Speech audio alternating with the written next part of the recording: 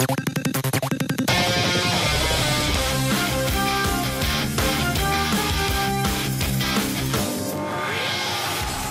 is the Andy Citron Injury Attorneys Friday Night Rivals. Presented by Bishop State Community College. We're a month into the high school football season, and out here in 8 Mile, they know a big game is coming as their Blount Leopards unbeaten in the region thus far, 2-1 on the year, lost to their rivals in Viger to open the season. They entertained St. Paul's, a team they haven't played since 2005, but some realignment has both of these schools in the same classification and same region for a big region matchup here tonight on the campus at Blount. Good evening. I'm Jim Cox. My partners, as always, Dan Brennan and Vic Lockett, as we get ready for this matchup here tonight. St. Paul's and Blount haven't played each other in a long time, Dan, but like we just talked about with Lance Crawford, these two teams, they know each other, but you might think there's a bigger question on both sides tonight. Yeah, first of all, this realignment, I've heard nothing about that. Anyway, yeah, I think one of the questions that I'm looking at is both these teams lost a lot of seniors. And over 30 for Blount and about 28 for St. Paul's. So these are teams that are trying to figure out themselves before they even start to figure out the opponent. Sure. Steve Mask has figured out he's got a really good running back. Yes, he does. And he would like to hand the ball off a lot tonight. If he doesn't have to throw it much tonight, I think he's just be happy, keep the clock running, pound it all night. Probably so, because this Blount team is going to have a great guys coming off the edge after the quarterback. So let's just hand it to this guy, Jordan Ingram. Look at the size, 6'2", 186 at least. He's got speed, but he definitely has power in between the tackles, too. And that's going to be a lot to ask a young guy to be able to run it against this Blount defense. But he had over 120 after the half in a game that they had to have him in a high production way a week ago. Yeah, had 200 yards in week 2 as well. So if you're going to run the football, Vic Lockett, if that's what you want to do, you better have somebody on the other side of the football that can stop it if you're the Blount Leopards. And Blount's got some players over there, especially one you love watching. Oh, yeah, I love Colin Martin. He's a 3-year starter, and it's been chronicled a lot about all the guys that have left. But this guy's one of the staples. He's been there over 3 years, or about 3 years. And, you know, he had that breakout game that really teased us, and hadn't really seen him just take over a football game like he did in that night. But we're hoping that he has that breakout season now so that he can get himself some more bigger offers out there. He's already got offers from UAB, Alabama A&M, Troy, and Tulane, and he's certainly big enough at 6'2", 260. He's a guy I'm sure that running back wants to avoid, and Coach Mass does as well. Yeah, he was an all-state player last year as a junior, had 10 sacks, 13 tackles for a loss. We'll see what he adds tonight to the matchup. It's going to be a fun one. Blount and St. Paul's, big region matchup. We're 4 weeks into the season, and Steve Mass talked about in the pregame show. He said it's a grind, and we think it's going to be just that here tonight. St. Paul's and Blount here on UTV 44.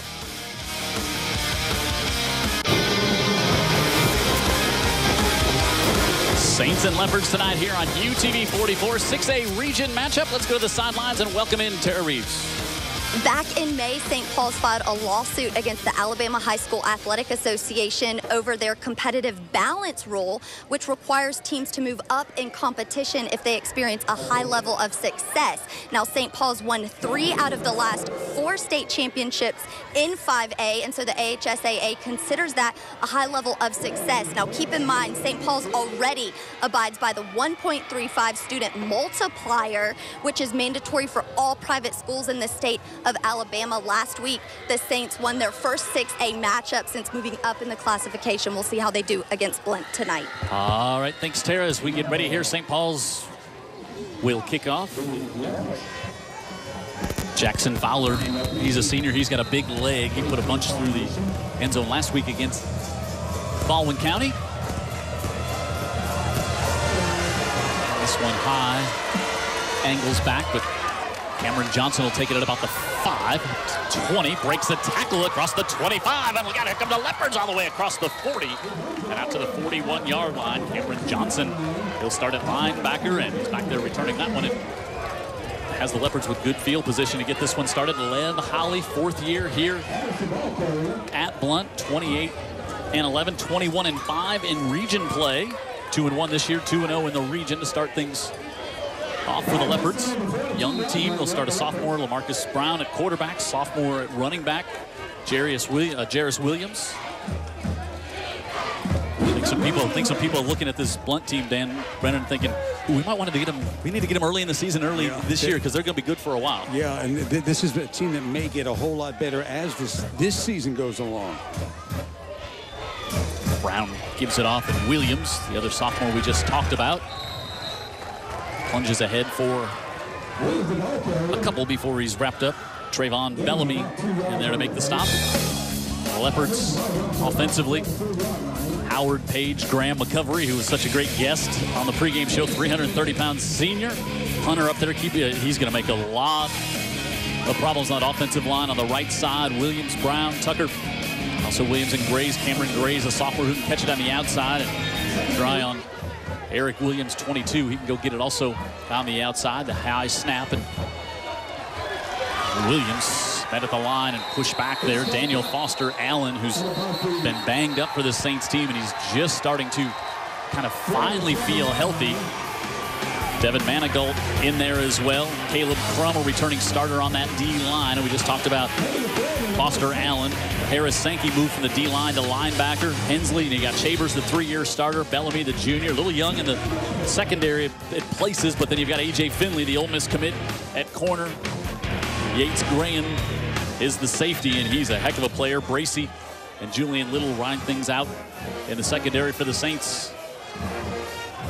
3rd and 5 for the Leopards. Fires tipped in the air and incomplete. Good job by the Saints to get a hand on that one to knock it away, and a 3 and out for the Leopards. And look, they might have had something going, but the sophomore had that one knocked away. Yeah, nice job, because you're not going to get to a quarterback on a quick throw like that, but hands up, and we talk about that all the time, Vic Lockett.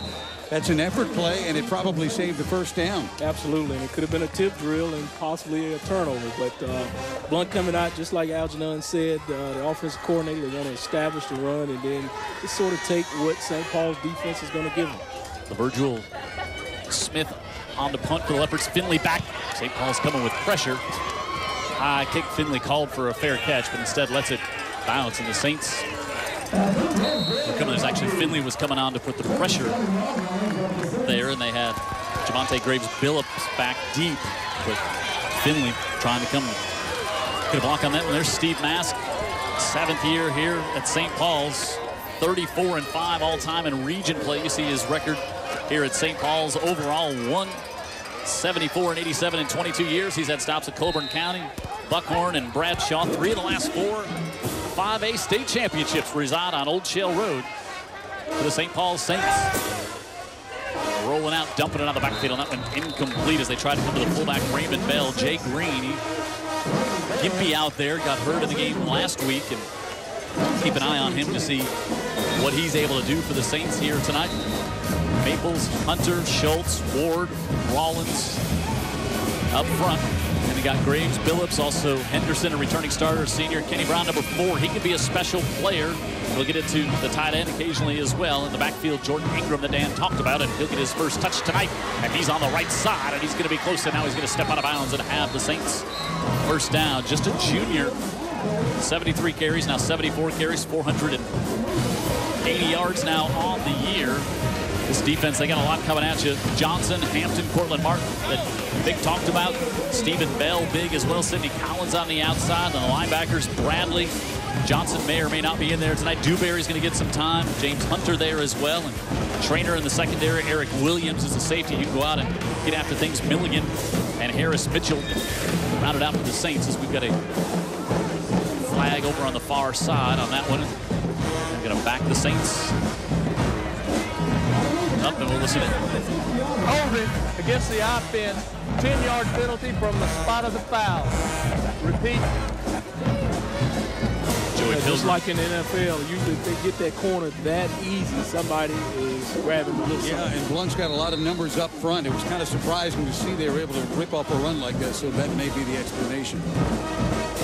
Green looking to pass. Now he's going to step up and scramble a bit, and he's going to be brought down. And you know, the good news, I think, if you're St. Paul's, you see, it looks like he looked okay moving around. Just wasn't a lot there, and a lot of pressure coming from the Leopards, but he was able to move around okay. Yeah, there wasn't anywhere to move, and with a high ankle sprain, I think the concern is that, yeah, maybe after play 3 he's moving around okay, but you keep coming after the guy, and that'll definitely be what Blount's trying to do defensively, is put a lot of pressure on the junior quarterback. Lee Hunter came up to make the stop there, and he's playing on, I see some time on both sides of the ball. Tonight here, 3rd and Receiver here for the Saints. Threw back to the near side. Able to get that one. Kenny Brown completed. He's got some space, and Brown across the 40, and they're going to convert all the way across the 45 to the 46-yard line. A gain of 28. Nice, big nice play of the game. Call. Yep. I mean, what they did is took all the action to the right, then came back to the left right there. So he's rolling to the right just a little bit to set up. Got that wide receiver tunnel screen out there to the left. And great call by Mass there. 4th catch of the year for Brown, and he really has a chance to be something special, Coach Mass said. And all the way up to the 45-yard line. And Bell lines up in front of Ingram, takes it. Ingram quickly to the hole, and he'll get 3 on first down. It's a new, relatively inexperienced front line for St. Paul's offensively, and they're up against some men for Blount. That's really going to be one of the main matchups of the night. Is if St. Paul's is able to actually move the chains on the ground, that's a big win for them. Yeah, all seniors and juniors up front for Blount, so they talk about being puppies, but not right there. Cameron Johnson was in on that stop on first down. 2nd and 6. Screen set up, and Ingram got caught up with his own lineman there as Peyton Maples and Ingram got their legs tangled. Looked like they would have had something going on that screen as well. A little middle screen, just dump it over the middle. Looked like they had a chance for a few yards, babe. Yeah, they tried to, as usual, come out here and trick Blount a little bit to take advantage of their athleticism. And they were successful with that tunnel screen, so they're going to go back to it and go back to all that sort of misdirection stuff and get them on the run. Trying to get those big blunt bodies, Jim, going in the wrong direction. They run themselves right out of a play. You don't have to block them that much. No, right. 3rd and 6 for the Saints. Ingram stopped before he gets back to the line of scrimmage again. Penetration there by the Leopards. It's Cameron Johnson.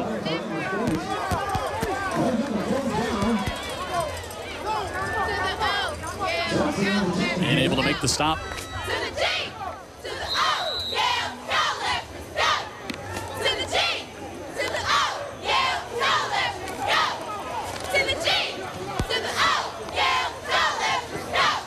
Will Paso on to punt. Cameron Johnson back.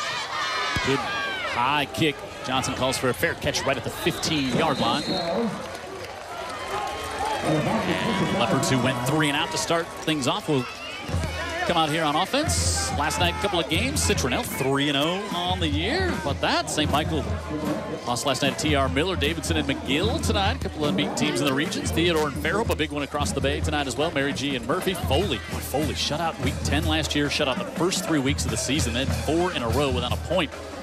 Williamson and UMS Wright, Satsuma and Viger tonight. Wilcox Central and Jackson. Lots of games.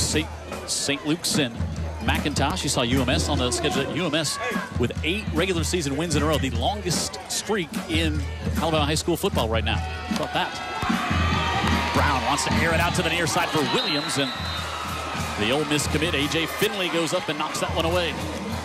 In great position there. Just played the football. Didn't play the receiver at all. You know, he yell ball and he get his head around. Goes up there and knocks it down at his high point. One thing I noticed on the body language of Finley here, no panic, right? Nope. Yeah, calm and collected. Yeah, and he's beaten by a stride or two, but he's thinking, I got this, because he's watching the ball. Absolutely. He, too, is our guest on the pregame show as well. Enjoyed talking with him and his future plans to go play SEC football. Nothing up the middle on 2nd down. Leopards going to have 3rd and long coming up here again. I was just reflecting back to the chance we had to interview him, and I thought he seemed like a confident young man. Then I watch him and think, well, if I was that fast, I guess yeah. I'd be confident too. Absolutely. He's 6'2", 180.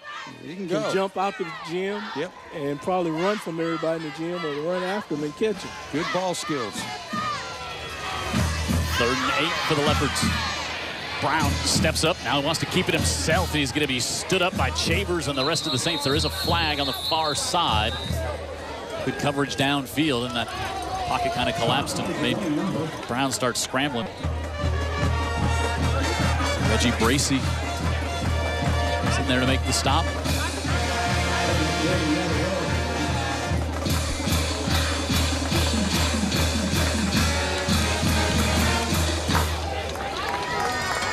Brown 3 touchdowns last week rushing. Last week they... Dead ball. Encroachment. by the defense. 5-yard penalty. Replay, 4th down. Replay, 3rd down. Confused there, so 3rd and 3 coming up here. Hey, Vic Locke, keep your eye on number 5 out there, safety for St. Paul's. He's a guy Steve Mask really high on. He Gates. really is, yeah. He brought him up to me in pregame and said, yes, he is going to be a player. 3-year starter for this Saints defense. Yeah, I think he's one of those guys that the more that Blount is in passing situations, look for him to play center field and maybe make a play. Sure, he could be a factor. 3rd, and we'll call it a long 2. Brown rolls out, and right on cue, pressure. And a sack on 3rd down, and the Saints bring a lot of heat there. Yeah, they got real exotic. I mean, this was NFL type stuff. They brought this, that's a safety coming there through the middle, and then they dropped one of the linebackers deep to cover that deep 3rd to take care of that. So they got really exotic on the young guy, trying to confuse him up front, as well as that line. They were banking on the fact there was going to be no pass downfield. So you could drop a guy like that when you know he's not going to be in the play. Sure. David Stapleton's been a few of these big games, the defensive coordinator for the Saints, right? No kidding. Smith on to punt, and Finley stands back near midfield. Low kick. Finley takes it at the 48 of the Leopards, makes a move, and he's across the 40 to the 39-yard line. And the Saints will have good field position to start this one. That was a low kick. Very returnable. Yeah, did get good positive yardage out of it. Didn't give the Leopards much time to get downfield to try to get in on the tackle. See if they could take a heat timeout here if the officials decide they want to. I think they're going to now. And we'll take a break as well. 5:35 to go. 6A region matchup. These teams haven't played since 2005, but we got a good one. 5.5 to go in the opening quarter here on the Andy Citron Injury Attorneys Friday Night Rivals, presented by Bishop State Community College.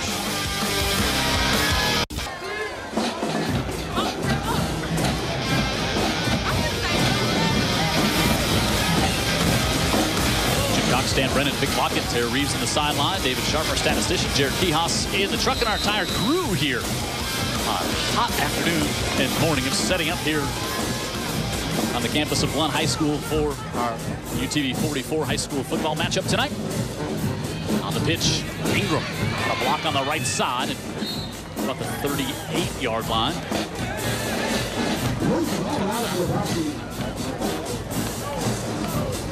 Kid lost his helmet. Let's hope he get his equipment together.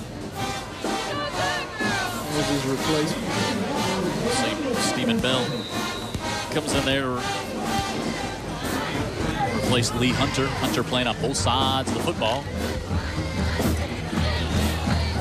And gain of 3, so 2nd and 7. Green and the Saints. Now we see A.J. Finley split out a wide receiver to the bottom of the screen. Green looking on the double move, and he just overthrew Javante Graves. Billups had him, and he just missed him. Sarah, tell us a little more about Jay Green. You guys mentioned how he had the ankle injury, took him out in the 3rd play of last week's game against Baldwin County. So sophomore Bester McFadden had to step up. Guys, they didn't pass the ball in the entire 2nd half, but thankfully Coach Mask said of Green's injury that he just sprained some ligaments in the back of his ankle. It was not a high ankle sprain. That's why he's able to start in tonight's game, and we're seeing a lot more passing. And they ran the ball 22 straight times in the 2nd half. That's mass ball. Last week inside, they give to the fullback Bell, and he is met right at the line of scrimmage. And Cortland Martin in there along with Lee Hunter. The guy. I think last week they were just trying to survive and get out of there. You know, against a good Baldwin County team too. Against a good Baldwin County team, your quarterback goes down on the 3rd play. You didn't write that into the script, and so you got a sophomore and you've got a running back that can go, and an offensive line that played well enough, and they were just able to run the ball and leave town with a win. Will Paso on the punt, trying to pooch it to the far side. And that is not going to be a kick that makes St. Paul's all that happy, as that one's going to go out of bounds about the 27-yard line. And yeah, Dan, you've been talking with that Baldwin County group. We're going to get a chance to peek at them next week against these Leopards. Let's take a look how things are in the region right now. Saraland and Blount both 2-0 in the region. Then you got St. Paul's, Spanish Fort 1-0, Baldwin County 1-1, Robertsdale 1-1, and then Daphne 0-2 in the region. No surprise there. BC Rain and Gulf Shores. Tough sledding early on for the Trojans' the schedule as well. And yeah, I was going to say that's a good 0-2 team. Yep. Blount back out here with 4 minutes to go. Jairus Williams nowhere to go on the far side. Yeah, good luck trying to get a coach to say that, though. Oh, no kidding. Good like their coach, right. Caleb. One thing, Jim, this St. Paul's defense is standing up pretty well against the run so far, especially. Got a flag on the play. Caleb Crum made the stop there. Well, Coach Mash usually put a great product out there defensively year in and year out. So that doesn't surprise me. You know, they're going to play together, and they've always going to have a playmaker back there. Slant the defense to him. Hold him by the offense. 10-yard penalty from the end of the run. Repeat, first down. You know, there is a way to make your best player on defense shine as well. Yeah, well, Yeah, you see it. there's the whole Big handful of. they've got. Well, that was at the end of the play. Then it was already. already done. Yeah, that's a tough one. But they've got a talented secondary, so if you get into where you got to throw it, this is where St. Paul's can get you with a turnover. First and 20. Brown.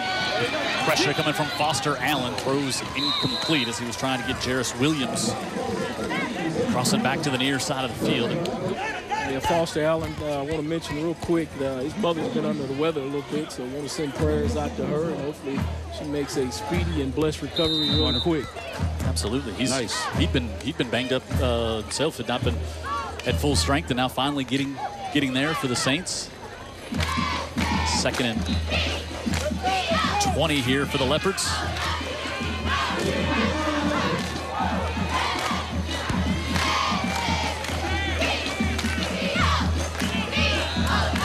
Carroll comes in motion now.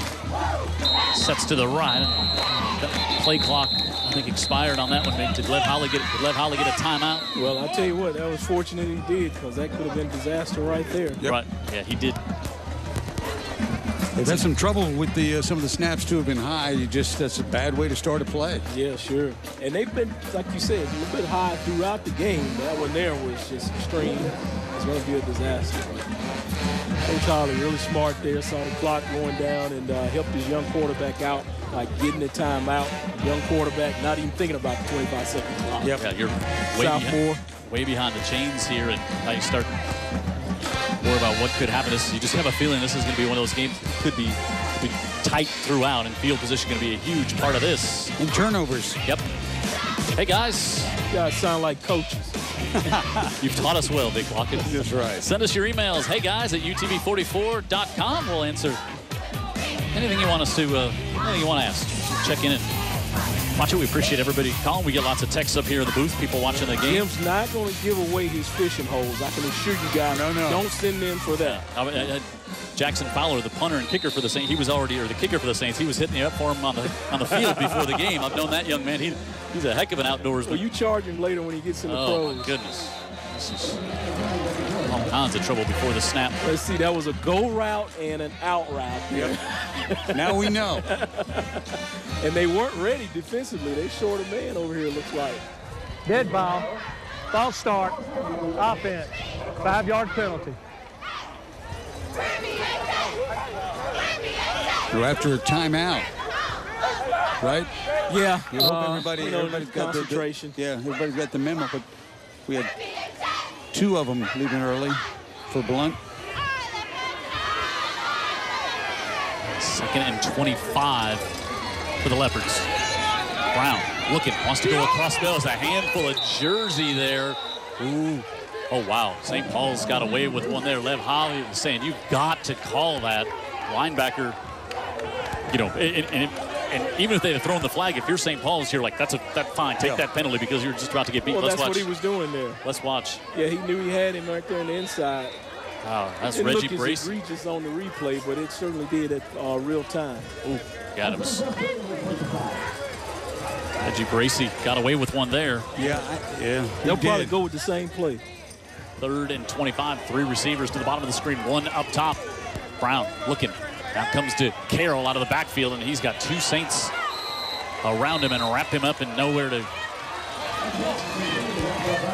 go. Trayvon Bellamy in to make the stop. Also, Mills Hensley, the linebackers. Good assignment of football there. Yeah, absolutely, yeah. That, you know, and what helped them out there, that when you're going to run that wide receiver slip out there, or screen, you can't hit it. You got to hit it now. No, so you're you right. Have some room to yeah, work you're with. right. Timing's everything. Yeah, absolutely. The defense has got too much time to smell that out. It's over. And you could see it on that play. He was surrounded by the time he got it. Sure. All right, look at everybody. 9 up on the line of 10 on the 9 on the line of scrimmage. Now they'll drop 1 back to 8, and play clock still time there. And I don't know if maybe there's movement. There's movement, and you just get the feeling, Jim. False start. Offense. 5 yards. Hold on. See where the ball spotted. If it's 5 yards or half the distance. Yeah, ref wants to hear the appeal before he rules.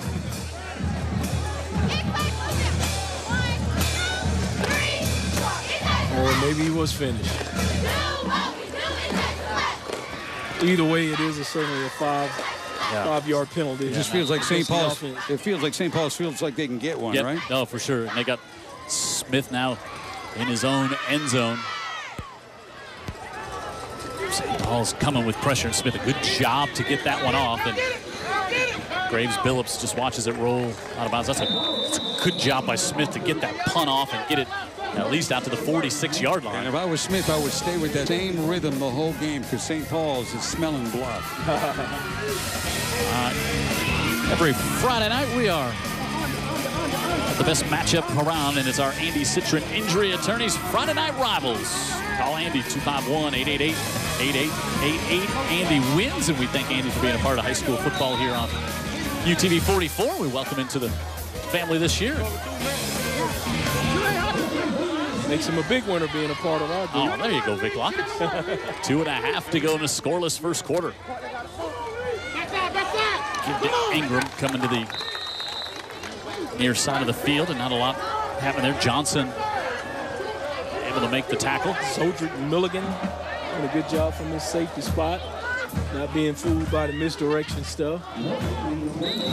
Yards have been at a premium. We've just had the one big play thus far, but not to result in any points. Ingram had a nice run that got called back from the hold.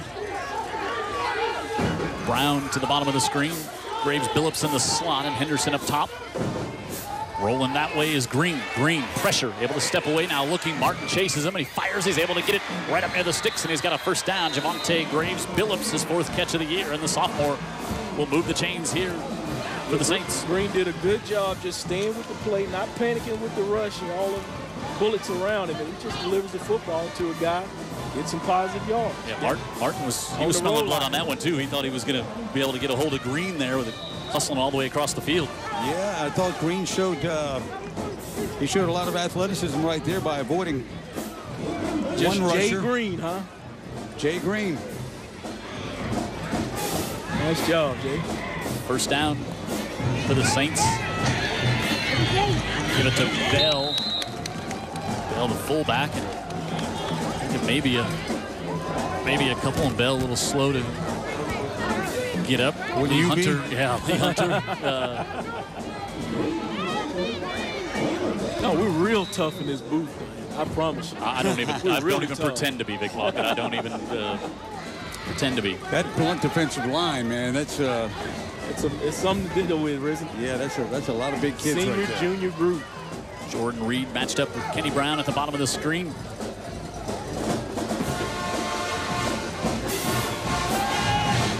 Green rolls it out, fires it off. Able to get this one in the hands of Finley. He's going to come all the way back across the field, and that was a decision that did not work out. Did Cameron Johnson staying home and making sure that back door is locked shut? Number 5. You know, they want to, I think Steve Mask says, I think he's got a certain number in mind how many times he wants to get the ball in Finley's hands per night there. And that wasn't the result that he was looking for, though, because this is a guy, you just give it to him every now and then. He's your star cornerback, so you design plays for him, and you're not looking for a big loss on the play. You're looking for the opposite. Yep. 3rd and 17. You try to reverse the field against Blount. Good luck. Finley will stay out there, lined up to the top. Green over the middle, fires, and he's got Finley. He's going to be short of the first down around the 30-yard line. Going to bring up an interesting 4th and about 3 for the Saints here. We'll find out what Steve Mast wants to do when we start the second quarter. It's the Andy Citron Injury Attorneys Friday Night Rivals. Tonight we're out at 8 Mile on the campus of Blount, where the Leopards and Saints are scoreless in a 6A Region 1 matchup.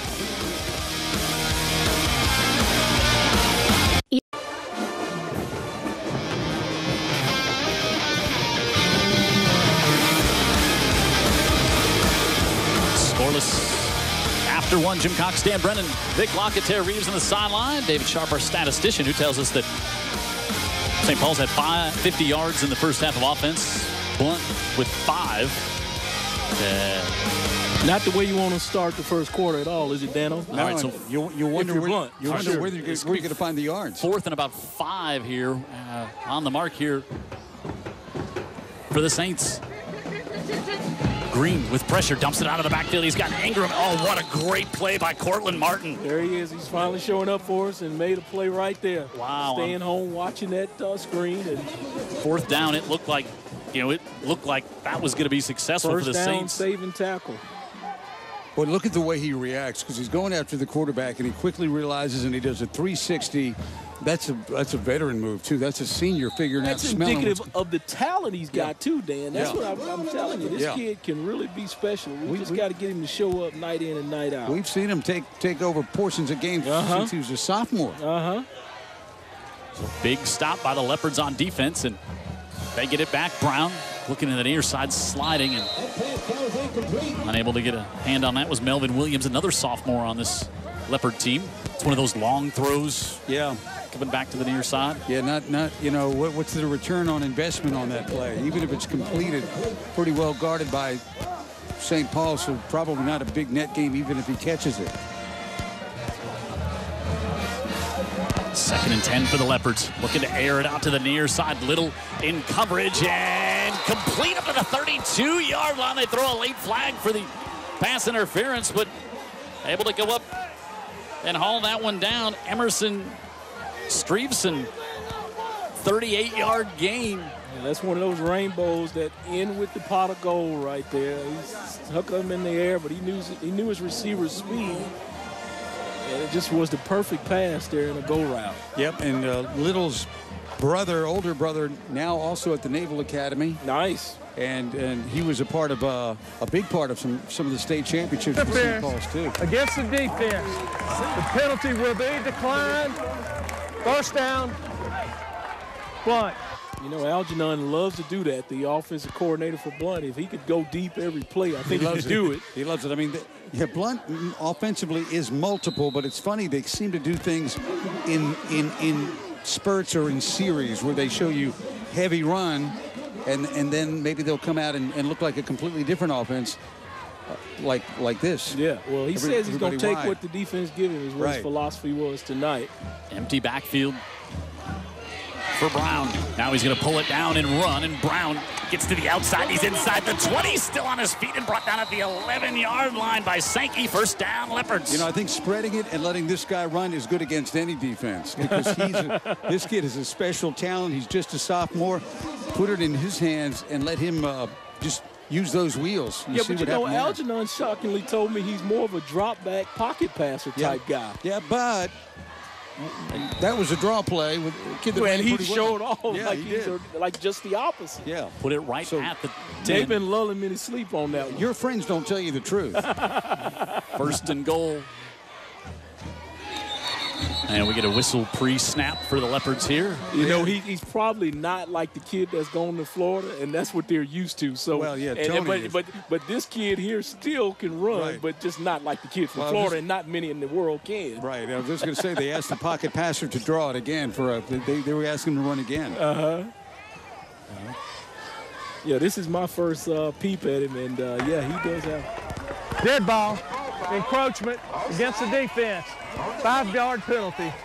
first down. He's got a lot of shake and bake in him, and I think he can do both well enough. Yeah, and I know he's got the big arm, and they talked about that, but you can see he's athletic as well, and I think this is really critical, Jim. You consider the fact that except for a big play, Blount had trouble moving it. They get this close into the red zone, they got to get 6. They bring Harris back in the backfield. Brown rushed for 3 touchdowns last week, wants to keep it again himself, trying to get to the outside. He's still on his feet, and the ball came loose, but he's in the end zone for a touchdown, Leopards. Okay, he officially just told me an untruth body. Because that looks more like a running back that can pass the football. Yeah, the snap was wide, and so he had to make a great adjustment on that to get it. And athleticism to get that, agility, hand-eye coordination. But typically on a lot of teams, you would find these quarterbacks have the best hands because they're catching snaps. They're the one that catch the snap and doing the field goal extra point. A lot so of they times, do have a really good hands. You see a lot of quarterbacks who are the shortstop on the baseball team. Yeah. Guys that really can McKinney is catch it. McKinney the holder here, and Smith on for the PAT. And it's up, and it wasn't pretty, but it was good. No, I thought it was blocked. I thought the Leopards take advantage of the big pass play. And then the sophomore, LaMarcus Brown, his 4th rushing touchdown in the past 2 weeks. And the Leopards score first, and they lead it 7-0 on the Andy Citron Injury Attorneys Friday Night Rivals.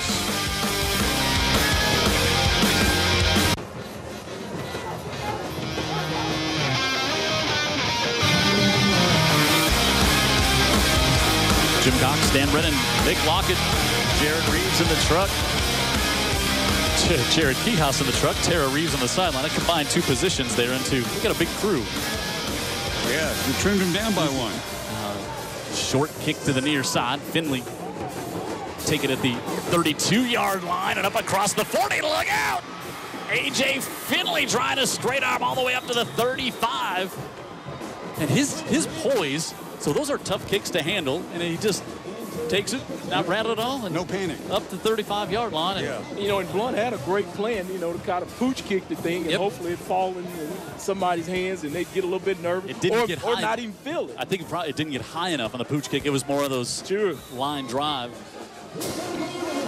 Somebody got a big block, by the way. And here's the... Yeah, it was a great block. Yeah, that was the stop on 4th down that Courtney Martin set things up, and then 38-yard completion to Stuyvesant from Brown. And the Leopards were in business, and now the Saints fumble the football. And at the bottom of the pile is Lee Hunter, and comes away with it, but there is a flag. Let's see here. I think the official is over. People are coming and going like it's a turnover. Yeah, but I thought when the referee was kind of yelling back toward the St. Paul's offense, you get the feeling this might be against the Leopards. Holding against the offense. Nope. The penalty will be declined. Blount's ball, first down. There wasn't a lot of time for holding on that. That was a pretty quick one, wasn't it? He got to it in a hurry. And so turnover after the Saints had a great field position. Blount able to come up with the turnover, and Lev Howley, he likes his young team. He does. I mean, you can look at the roster, you can see they're young, but he's willing to grow with them. I think he feels very comfortable here at Blount. Yep. And they're definitely not using it as an excuse. No. Yeah, you like to see a lot of OCs want to go for the jugular right here, Vic, after the turnover, dialing up the big. But being young, you've got a big opportunity to grow with these kids. There's that pocket passer quarterback Vic Lockett talked about so much, is running through tackles. Marcus Brown picks up a hard-earned 5 yards on that one. And 2nd and 5 coming up here for the Leopards. We didn't see much of that in the first couple of series, and until he started pulling down a few times. It's really, they had the big pass play, but now you can see he seems a little more rhythm in the game as well, and wants the play calls in a little faster. Yeah, well, and I think just the standard running game wasn't working, but this is. Brown on the right side. He's going to have a Leopard first down all the way up to the 40-yard line.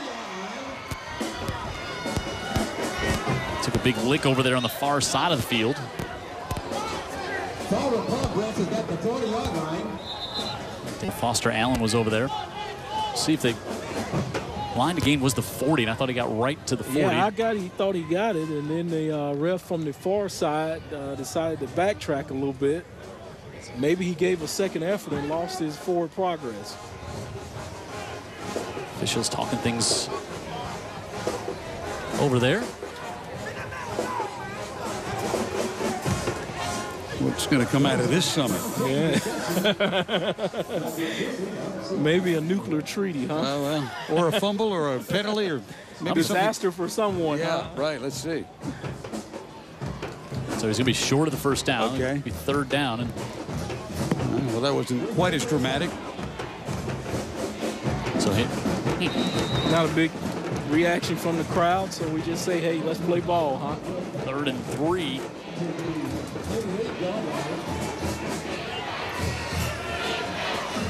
Trips to the bottom of the screen. And pulling it down again is Brown, and Brown across the 45 up to the 46-yard line, and he's got the first down this time. Well, Algernon told me he's going to take what the defense is going to give him. I guess he's saying they're going to give me the quarterback draw, and I'll take it. All right, let's go down the sideline. Our Coastal Alabama Community College Educator Spotlight. Tara is down on the sideline. Tara. Thank you so much, Jim. I'm with Elizabeth Gregory, Director of Enrollment Management at St. Paul's. And Elizabeth, tell us about some of the exciting things that are taking place right now at St. Paul's. Well, we have many exciting things taking place right now, but one of our most exciting things is our new Student Commons building, which is close to being finished. Not only will it house a new cafeteria for our students, but it is going to have our counseling offices, a writing lab, an innovation lab, a community classroom space, so we can do even more community outreach than we already do. And St. Paul's has top-of-the-line facilities, so we're really excited to see these new things. Is there any way that we can go about seeing them? I understand that you guys have some events coming up as well. Yes, it is admissions time. You don't have to wait for an event to schedule a tour, but we are having a lower school open house on Sunday, November 4th, and we are having a campus preview for grades 3 through 10 on November 12th. So we would love for you to check us out on our website. All of our events are listed there. And once again, you said that you don't have to necessarily have to wait for an event to schedule a tour. How do we go about doing that? So you can give us a call. Our main number is 251-342-6700. Ask for admissions, and we do tours every weekday. We work around a family schedule, so we're very flexible. Thank you so much, Elizabeth. Thank you. Thanks, Tara. And on third down, trying to go up top, and it was just overthrown. They were trying to get it to Eric Williams. I thought Lev should have insisted on getting a measurement right there since it's so close, and then that also could have gave his young quarterback time to gather himself. So it is right there, looks like to me. I thought it would have been a first down. Yeah, just trying to get Eric Williams, the senior, had a touchdown reception last week, and fourth down, and Lev Holly says, yeah, we're going for it. And thanks to Tara and also Coastal Alabama Community College for our educator spotlight there. Hear about the great things going on at St. Paul's. We'll hear more about what's happening at Blount as well later on this evening. 4th and inches. Brown to the line of scrimmage, trying to strip the ball away. And this is going to depend on the spot. Boy, it was I thought he got it. So close. And looks if the official on the near side looks like the spot is definitely going to be good for a first down. Won't even need a measurement. Yeah, on the near side, that's Shad Collins, a former McGill player, that line judge, saying he's even signaling himself first down. Sophomore quarterback not afraid to stick his nose right up in there, Vic Lockett. Yeah, he petered around just a little bit back there when I thought he should have just hit it on in there, but he knows what he's doing. He's handling the football, and I'm not. Shad works with the Parks Department, too? I'm not certain. At Sage Park, I believe. Nice guy. Yeah, very nice. First down. Same guy. Pressure coming in, and Brown able to get up the line of scrimmage, avoided what looked like could have been a sack there as Bellamy came on the blitz. Well, I hope LaMarcus Brown is getting his electrolytes because they're kind of depending on him a little bit. Have you noticed, number 2, he has a bust-out play, and ever since then, they're leaning on him very heavily. He's a sophomore. He can run all night. Well, we'll see because they're asking him to do that. But I don't know about getting hit all night. Right. A couple scores to pass along. Daphne leads BC Rain 13-0. UMS leads Williamson 7-0. 14-0 in the first. McGill leads Davidson. Viger leads Satsuma 7-3. 2nd and 8 here for the Leopards. I think this quarterback here, he's feeling well. Yeah. Going to take a timeout. Yeah, Lev Holly calls a timeout as the play clock got right down to 1.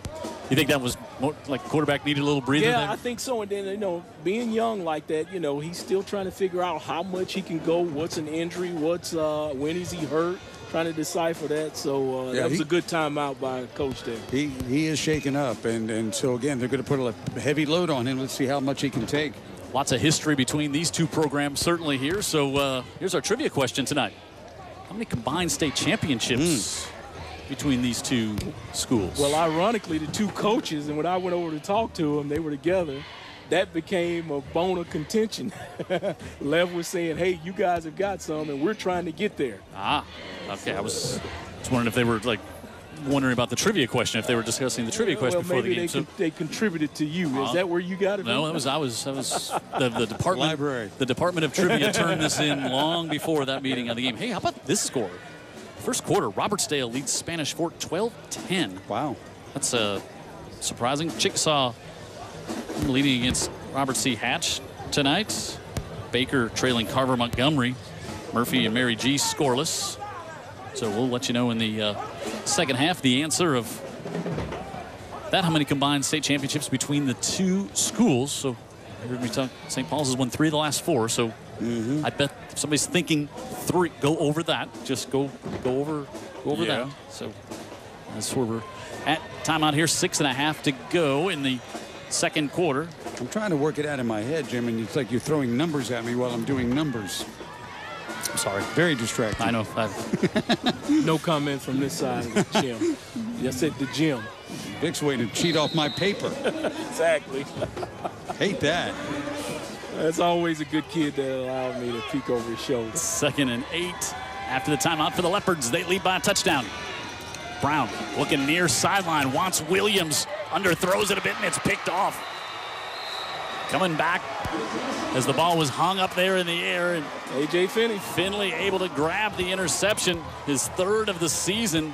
A little underthrown, and you don't think a cornerback like that would maybe try to bait a young QB at all, Vic? Yeah, you know, we've seen this kid just play football and not get rattled, and he did the same thing there. He just played the football.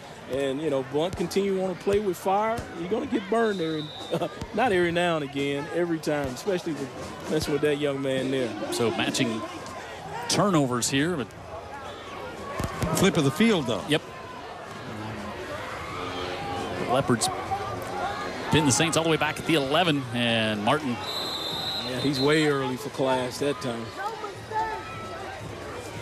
And that'll be an easy 5 for the Saints on first down. Dead ball. Encroachment by the defense. 5-yard penalty.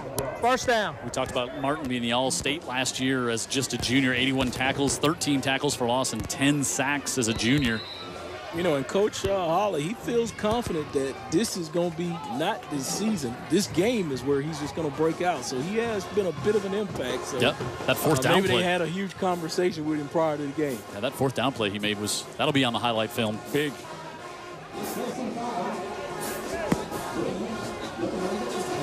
Green looks over the sideline. Play clock now at 5, and they'll stack to the near side and pitch it and come that way. Ingram trying to get to the edge, lost the football right at the sideline. It came out of bounds, and St. Paul's will keep it.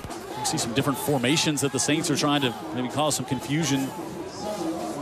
The Leopards there, but haven't been able to get a rhythm and really get Ingram kind of lathered up and keep giving the football like they'd like to for the Saints here. Yeah, you're right about that. And right there, the corner comes up and makes a pretty good play because he's getting blocked on the play and actually. Yeah, he was actually getting held, and the ball was fumbled out of bounds. Why don't they turn that one over to the defense? Yeah. Jordan Reed, cornerback, who's over there. I do not like that rule, that ball going at the back of the end zone. I really, really don't like that. I hadn't thought about it. I just like Dan, and I just kind of accepted, hey, that's the rule. Don't let it happen, you know. Yeah, exactly. Don't let it happen, right. But, yeah, certainly everything can be up for discussion. That Texas A&M and Clemson game, how that call was crucial, obviously. And everybody around town seems to act like they've never seen it. Yeah, well, and I think it was just when you looked at the replay, it was just so, like, you couldn't tell. I mean, you really couldn't. And it was just, absolutely not. So close. And then the differential of what it meant to the game, one way or the other, incredible. Now, you know, I didn't see it as it actually happened. Imagine that. I was coming from eating, and I did not see it, but certainly saw the replay. I was going to guess that you were on a nighttime pontoon. No. So we turn the navigation lights on, Big Block. Gilligan. All right, play clock down to 2. Green gets it off, and Ingram tried to cut it up inside. It was, maybe call a face mask. He got a high tackle up there, but line judge from the far side threw it in. You wonder if they could call that a face mask, but it was a high tackle, but it looked like it was more like on top of the shoulder pad and maybe not a face mask. We'll see what, it could be something totally different. You see Ingram there, 6'2", 186. Getting some friends checking in on your trivia question. Derek Turner has a vote. I'll tell you what he says right before Jim reveals the big reveal. Okay. Jim will tell him what he wins. More people watching the game. Dr. Heather Haley in Point Clear watching the game tonight. She is not chiming in on the trivia question, however. Let's listen. Personal foul, face mask against the defense, 15-yard penalty from the end of the run. Yeah, maybe he got him. Maybe got him by the. Let's see if he got him there. I was looking when I watched it in live action. It looked like he just had him around the shoulder pads up high. Yeah, I'm not. Still not convinced, yeah, right? Right around the almost behind more the around the neck. Yeah. So first down for the Saints, and Ingram busts this one now. Takes a lick and he's out across midfield into Leopard territory. Still grinding away, and they're going to mark him up at the 42-yard line. Yeah, he popped it in there real quick, and once he got to that second level, he just kept his legs churning. And defensive back come up there and try to pop him, and he says, no, that's not enough. Here's the pop coming up. Oh, that was his own player, friendly flyer there. Yeah, that it he was. kind of got. Keeping his legs driving. 24-yard. Penalty gets St. Paul out of the hole, out of the bottle. Then a great play by the running back continues the progression. And a 24-yard pickup for Ingram. And he'll get it again. Lunges out to the right side, and a flag on the far side. Looks like a place where you would see a holding call, and good job of the Leopards really stringing that one down to the boundary. On the tackle for the Leopards.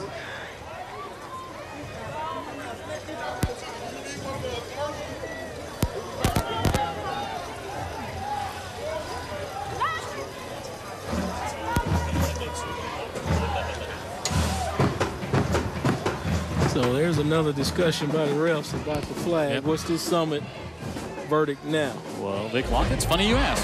Holding by the offense, 10-yard penalty, second down. So the Saints now take up the away from themselves. Back to the 48-yard line.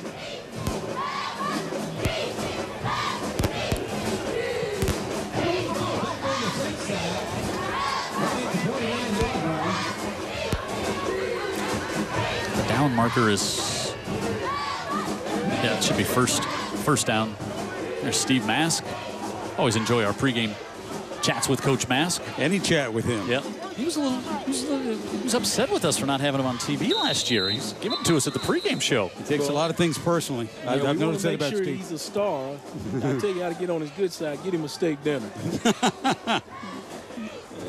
All is forgiven behind that. He's great with us. He's one of those guys who really loves when his kids are on TV, loves the fact that the games are on TV as a whole here in our area, and just a recognize the value of it. Yeah, we've just enjoyed the heck out of getting to know him since he was 3 years an assistant coach at St. Paul's, now his 7th year as the head coach. He and coach down the road, Terry Curtis, just best of friends at UMS, which it's a dynamic that you think about two rivals in such a long story past, and those guys are just best buddies. Steve Mask is not best buddies with the call that just took place, however. So we'll take a timeout. Blount has the lead here in the second quarter. Saints have the ball after the penalty, and we'll come back. Andy Citron, Injury Attorneys, Friday Night Rivals here on UTV 44.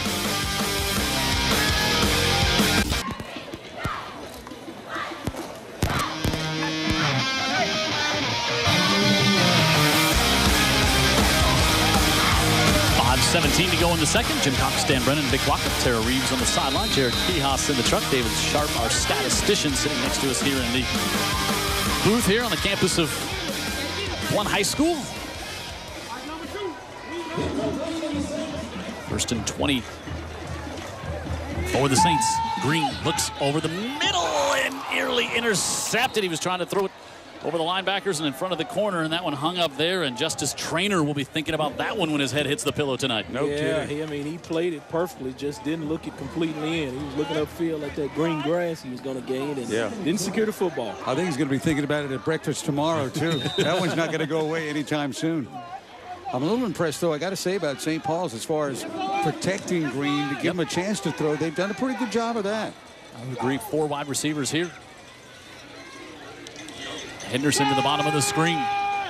Over the middle, tipped and right through the hands of Javonte Graves Billups. The sophomore had a catch earlier tonight, but that one goes through his hands. And 3rd and long coming up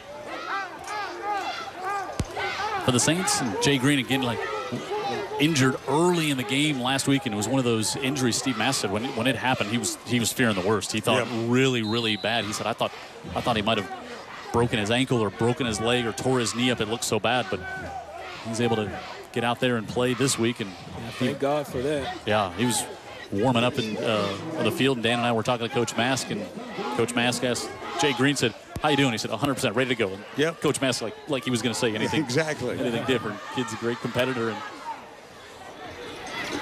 3rd and 20. Yeah, they give this to Reggie Bracey, and that one's blown up as they try a little change of pace back there. And Lee Hunter in there to make the big hit for the Leopards. And also that big nose tackle who plays a lot of offense, too. He's a talented young guy, man. And that's the guy I'm sorry. Yep. Yeah, that is Hunter. And he's somebody that you're watching him on TV, and trust us when we tell you there's a lot of college scouts watching film on him right now, just a sophomore. Yeah, just a sophomore. And he's, Lev Holly said he's going to be something special.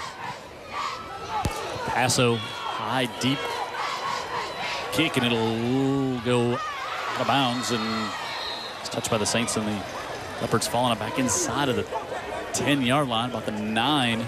Great punt there by Paso. They may have to rely on that quarterback that Vic Lockett says can't run to run them out of this problem. All right, you're killing the messenger now. 43-yard punt. You look at that Blount offense, and Dan was just saying that last drive. I said it's kind of been all about number 2 here, and 92 of their 97 total yards have come from number 2. He's accounted for it. You're throwing and running. There's just something how year in and year out they just seem to find that athlete at quarterback over here at Blount. They really like this guy. I mean, Lev Holly just go into Orchard and pull one out the tree, I guess. And now they'll change it up and put Melvin Williams at quarterback. Direct snap to him and gives it off to Jarris Williams. So Melvin Williams is the backup quarterback, just a sophomore, plays some wide receiver, so we don't see LaMarcus Brown out there. So he's well, if you recall, he was a little bit shook up. I think the last time he's out there, and it could be just a precaution to take care of the kids. See what Tara finds out on the sidelines. So Williams, pressure coming from Chavers, and Chavers does a great job. The ball came loose, and the Saints, they recover. Or are they going to say safety? Oh, the Saints, they're going to say he's just outside of the goal line. What a play by Chavers. Yeah, they did that safety blitz against him again, and I'm sure that made that young quarterback a little bit nervous and antsy in the feet, and he did try to roll out and get out of trouble. And just feels that heat right there. This Chavers, I was watching him pregame, and that's close, but I think his knee down. Yep, he was down, and it was not a fumble, and it was not a safety. But he's not here for the yucks. That kid comes off the bus. Okay, I think Brown's coming back in. Serious frame of mind. 3-year starter is Chavers, and now LaMarcus Brown comes back in here on 3rd down, and the Leopards pin back deep. He'll take the snap out of the goal line. Pressure coming. Airs it up to the near side. Finley broke it up. He was looking the whole way, and I mean, you just gonna keep trying him. I think I'd go a different direction than that young man's right there. He's proven that he can play some football. Yeah, now you got Leopards punting from the back of their own end zone here, and Dan's talked about it. The Saints with a lot of pressure on, thinking maybe they can get one, and this could be a changing moment in the first half of this game. They're going to come screaming at the punter on this one, I guarantee you. And Finley will stand. I mean, he's standing at the Leopard 32-yard line back to receive this one. I think Lev Holly is going to take a timeout to make sure. Timeout. Leopards. Yeah, they don't want to give them a cheap safety or a cheap touchdown, Yeah, right. I should say. So he's probably making sure they got the right personnel and the right number of personnel on those special teams. Our Andy Citron Injury Attorneys Friday Night Rivals, brought to you by our presenting sponsor, Bishop State. Great place to start. They've been with us a long time on Friday nights here on UTV 44. So thanks to Bishop State for being with us each and every week. 4 weeks, for a month into the season already. Hard to believe. Yep. A big 4th and about 17 here for the Leopards, but that's not nearly as important as can they get the punt off out of their own end zone. And then we've got A.J. Finley, who's going to be back to receive it. Yeah, here's a couple things that I'm thinking about. Even if you get the punt away, you got Finley at the 30. And it's probably going to be a low line drive punt. You're just kicking it to get out of jail. And then on the other side, you could have St. Paul's getting points on a safety and a possession back in great position before this field is up. So right now, St. Paul's is thinking a lot of good things can happen for us here in the next 3 minutes, maybe in the next 30 seconds. We'll see. Well, yeah, you're talking about, getting out of jail, and they got the best jailbreaker back here to field this punt. Right. LaVirgil Smith. The Saints thought they had some movement. I thought they did too. And it is a low line drive kick, and Finley takes it at the 39, spins away, and good special teams work there by absolutely the Leopards, but still great field position. But it was Emerson Stuyvesant who had the big catch earlier in the half. Hold your breath there with him feeling that punt right there. Best possible scenario for Blount right there. Absolutely. You get the punt off, you don't get a return. Execution. You make St. Paul's earn it here on a final drive with just less than 3 minutes to go in the half.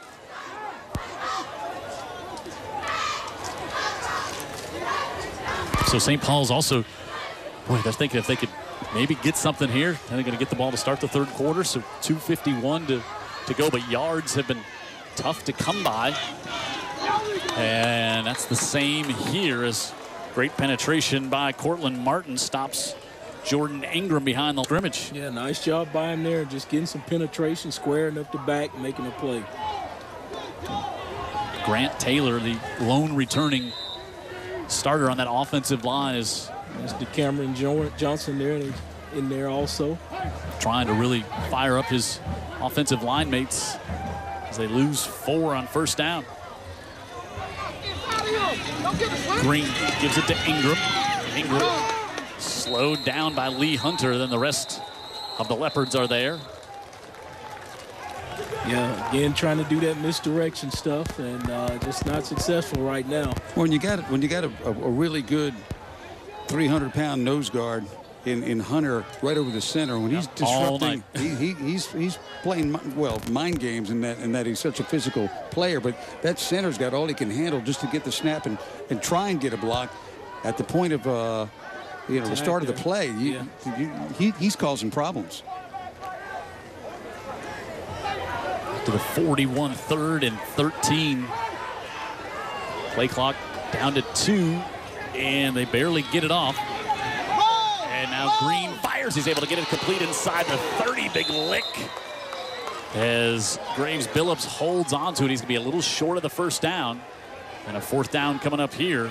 Yeah, that's good by the defense there to stop him, because I thought he was going to run for a while there in the middle of the defense there. Jordan Reed came up and put the hit on, and 4th down, and the Leopard, they're going to say he got the first down? Yeah. Okay, thought it was just a little short, but he gets the first down to the 28-yard line. So check that, 3rd and 13, they convert. Green has not been bad when he's had time. Goes under center, double tight ends. Give it off to Ingram, and there was nothing there on the left side. And now if you're St. Paul's, you start thinking about taking some timeouts. I think here with a minute to go, and they will take one right here.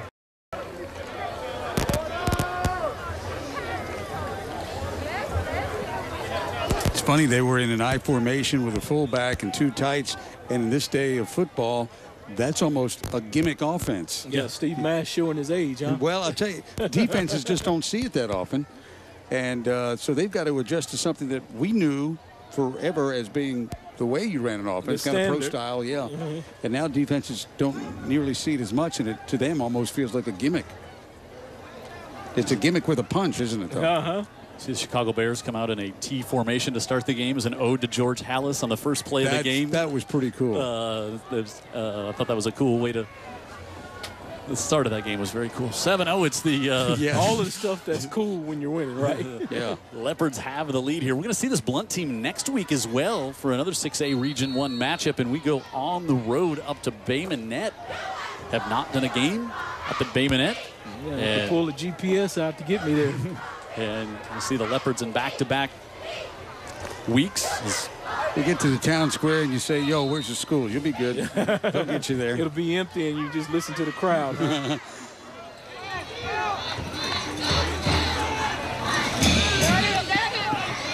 fires that one off. He's able to get it complete to Brown. Broke a tackle and up the sideline. And he's chased out of bounds. And another St. Paul's first down here with 52 seconds left. That tunnel screen has been good to him, so why not?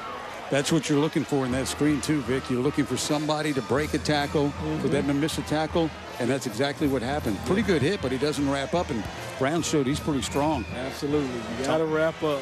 Talking about seeing this Blount team on the road next week. You know, this is their last home game. They got the next 4 on the road. They don't play at home again until October 26th. Wow. And that's why it's homecoming tonight. Yep. So they've got 4 straight on the road and a week off in there as well. Now they'll load things up to the right side. Pitch to Ingram. Bounces off one. Hunter had him. He slows him down inside the 10. 45 seconds and counting, and now Steve Mask will take, looks like another timeout here. Oh no, holding call against the Saints. Didn't see the flag come out. There, yeah, you can't shoot yourself in the foot, especially when you got a drive going into the half.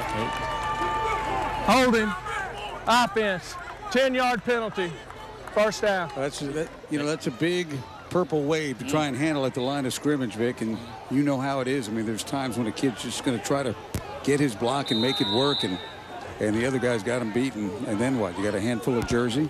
All the way back out to the 24. And they wind the clock. Inside half a minute now. Green looking left the whole time. Wants to hang that one up for the sophomore Graves Billups, and it's incomplete. 24 seconds. They took their shot right there. You wonder about deep balls and how much Green can plant his feet and really have a solid footing underneath him to really launch it deep, coming back after that ankle injury last week. He's a transfer from UMass Wright, and this is his first year as being the guy anywhere, there or here. So, you know, he's in the middle of a high-level competition right off the bat. Second and goal here. Screen. Ingram looking to get a block in front. He got one and then kind of lost his footing as he went to cut back. Peyton Maples, left guard, doing a great job to get him some room there. Timeout taken. I want to be certain that they've had the right play with the right personnel in there. So here's get down here and not waste it. So just look at what they got here. So on the road next week, we'll have the game here on UTV 44, and then they're off week, and then Bryant, Gulf Shores, and Spanish Fort before coming back home. How about those two to close it out here at the that last at three Blount. is going to be The playoffs will. That playoff race is not going to be decided before week 11 here. That's for sure. Yeah, that is like the playoffs really do begin early for this team with those final 3. You got the road trip to Gulf Shores where you know, from 8 Mile, you got to think twice about maybe doing it with a plane. You can't stay down in the bayou and then just take the ferry over the next week. You got to come back and go to class here. That's right. That's right. Well, speaking of ferries, this group last week, the all-class reunion, took the cruise out of Mobile, went down to Cozumel and all of that. My brother went. They all had a grand time. Whose class reunion was it? All-class reunion of Blount. All class. Gotcha. Yes. I never saw that much of purple and white on a cruise terminal in my life. How about that? But I've only been to one other. Third and goal here. Green with some time over the middle, tipped and incomplete. I think the linebacker got a hand on that one as they were trying to get it to Peyton Henderson. And now see if they send out Jackson Fowler to try to get the Saints on the board here. Let's look again. I think number 20 got his hand up there, right there. Oh, yep, just a fingertip. And that's all it took, or otherwise that may have been completed. I think you're right. Yeah, really good throw. Kunta Files. So now Jackson Fowler, he has a big leg. This will be from the 24, a 34-yard attempt. Backup quarterback McFadden will be the holder, and we get a. See, might have been a timeout. Yeah, there was a whistle before. I think Lev Holly took a timeout. He's going to ice that big leg, huh? Yeah, Fowler put it through, but Holly got the timeout. Just 5 seconds left here in the first half. St. Paul's, they're playing their third straight road game this week, and they're home next week against Gulf Shores.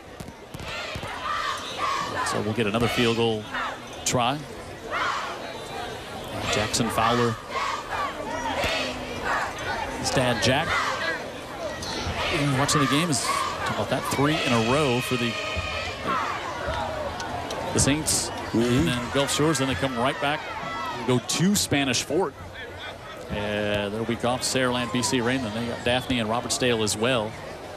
It's just that you know, I think Steve Mass talked about that attrition factor. He said, you know, we maybe don't have as much depth as the other schools because we're just not, from an enrollment standpoint, not as big as schools as other teams in, you know, this region and classification. So we're worried about that. And so Bester McFadden will hold, and again Fowler will try again from 34.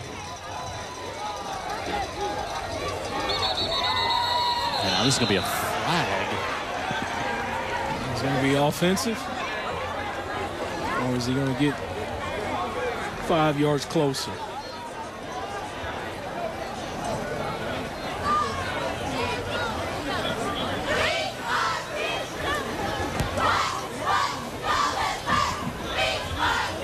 Unsportsmanlike.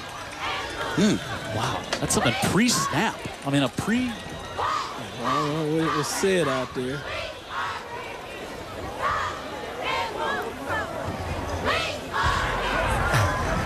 Unsportsmanlike conduct by the defense.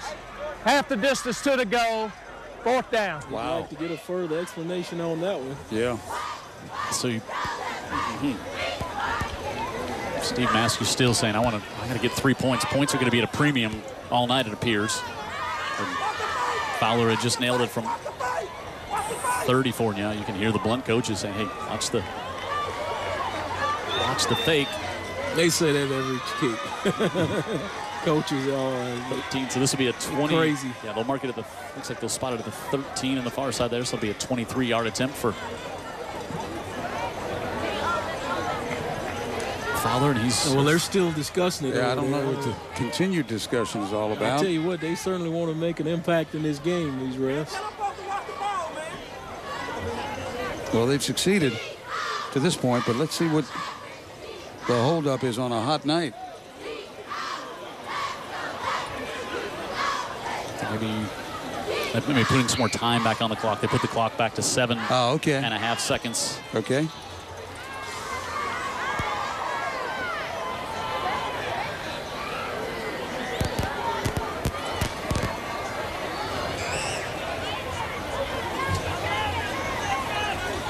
Some point we'll play ball here now tonight. Taking the 2.5 seconds off and gone back to 5. All right, now we can tee it up and go. All right. 23-yard attempt for Fowler. McFadden with the hold. And he slipped as he lost his footing a bit as he kicked that one, but still able to muscle it through. And he gets the Saints on the board to close out the first half at 7-3. Wait a minute, they might put some time back on the clock now. I won't assume anything. Yeah, we're going to go to the break here, and Tara is down the sideline. I believe she's caught up with Coach Lev Holly. Tara. Coach, has been a defensive battle so far, in particular Cortland Martin with a huge 4th down stop for St. Paul's. Are you seeing anything that you like on defense? Yeah, you got to love it. I mean, they playing at a high level. I think, you know, they drive and we make some silly mistakes right there, but that can happen. But for the most part, I mean, you can't be mad at the defense. I mean, that's a good football team over there. So we just got to go in. We got 24 more minutes. If they don't score, they don't win. But we're going to go in and fix some things on the offensive side and get ready to go. I completely agree. Offensively, have a young guy at quarterback, but Brown's not afraid to tuck it and run. What are you liking from him? Well, he missed a couple reads. He threw a couple balls. I thought we had some shots. But I think for the most part, I mean, he's playing real effective. I mean, he had a turnover right here and there. So right now we're winning the turnover battle. So we just got to go in right now and just, be ready to go play 24 more minutes because that team is not going to quit. Thank you, Coach. All right. I appreciate Coach Lev Holly taking a moment to talk with Tara there. Last week, got to see Davidson for the first time this year. We were hoping we were going to see Baker probably wasn't, but we thought, wow, this is a great young man. I'd like to see him have a big night, and he did not disappoint. Yeah, well, we didn't know if he would have a big night, but man, he introduced himself. Huh? He introduced himself to Jim and I in the pregame, and then when we saw him on the field before the game, and man, did he show out. Colby Blount with a big night for Davidson to lead them to the victory, and he was exciting to watch, and he's had a great start to the season and had a big game on TV, and he was the Hank Brown player of the week. I know Tank Brown up here, for sure. Absolutely. So you can go to the tonight's game and vote on the player of the week for next week. UTV44.com is where you can go to vote, and then we'll tell you about who it is next week. It is homecoming here at Blount. We got the Marching Leopards out on the field. Homecoming festivities coming as well. It's the Andy Citron Injury Attorneys Friday Night Rivals presented by Bishop State Community College. And tonight, Blount leads St. Paul's at the half, 7-3.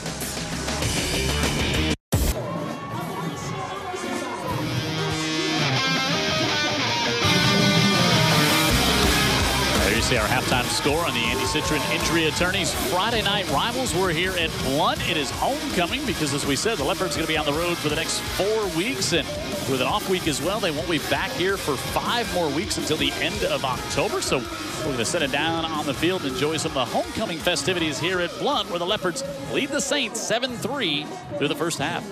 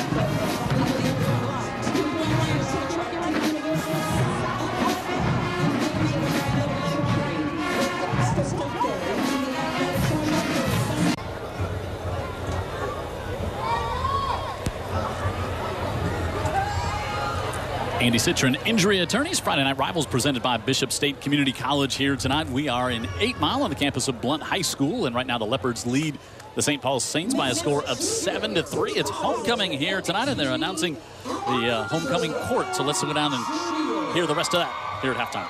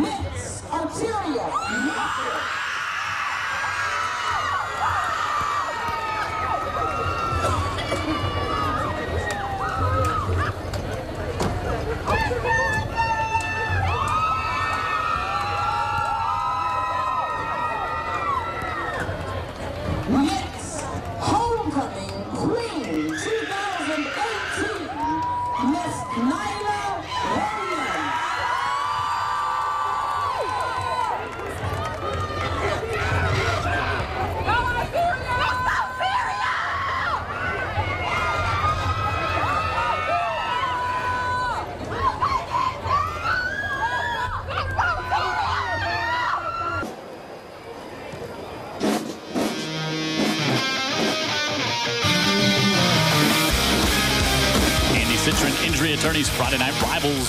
Halftime score 7-3. Blount with the lead. St. Paul's with a field goal there at the very horn to get within 4 points. Points and yards have been tough to come by here in this matchup in 6A Region 1. Jim Cox, Dan Brennan, Vic Lockett here. And I think we saw in the first half, I don't think much is going to change in the second half. It's going to be tough the rest of the way for both squads. Well, somebody better change something if you want to get some points on the board. But you're right, defenses have set a tone. But, Vic, this is when they talk about the halftime adjustments, because somebody's got to assert themselves offensively. So far, we haven't seen anybody really do that. Yeah, and that's the same thing I was thinking. You can rest assured both these two coaches will make the adjustments and get a fire under their teams so that we'll have a competitive second half. Yeah, star players have shown out here tonight. Finley, we've seen him on the St. Paul side, and Cortland Martin, we have seen him on the Blount side defensively. They've had big nights here. This was a screenplay on 4th down and 4, and it looked like it was going to go for a first down, and then it was Martin who blew it up, and it set up the next drive for the Leopards. And this is their sophomore quarterback who came out for a couple series there late, but came back in as well, LaMarcus Brown, but went up to challenge the Ole Miss commit, A.J. Finley there, and then Jackson Fowler able to get the Saints on the board on the last play of the first half, and 7-3 is where we're at. And that kind of screams defense there. Total yardage, 116 for the Saints, 92 for the Blount Leopards. And 1 turnover side there. I think Saints might have had 2 actually, but it was not a lot of penalties either. And 3rd down completion. St. Paul's 8 for 15, passing I should say, 8 for 15 for the Saints and 3 for 10. And it's 7-3 is the score at the half. It's not 10-3, it's just a 7-3 score, and that's where we're at. Jay Green, 8 of 15 in the first half. And LaMarcus Brown doing it through the air and on the ground as well. And get ready for the second half kickoff here, but not before we head down to the sidelines and hear from Tara. Tara. Jim, I think you and I both know what Coach Mask's message to his players were during halftime. With 6 penalties from the Saints during that first half, he said penalties literally killed them. They have to not only play harder in the second half, but they have to play smarter. We have 2 good teams. He's ready for the second half. As are we. Smith will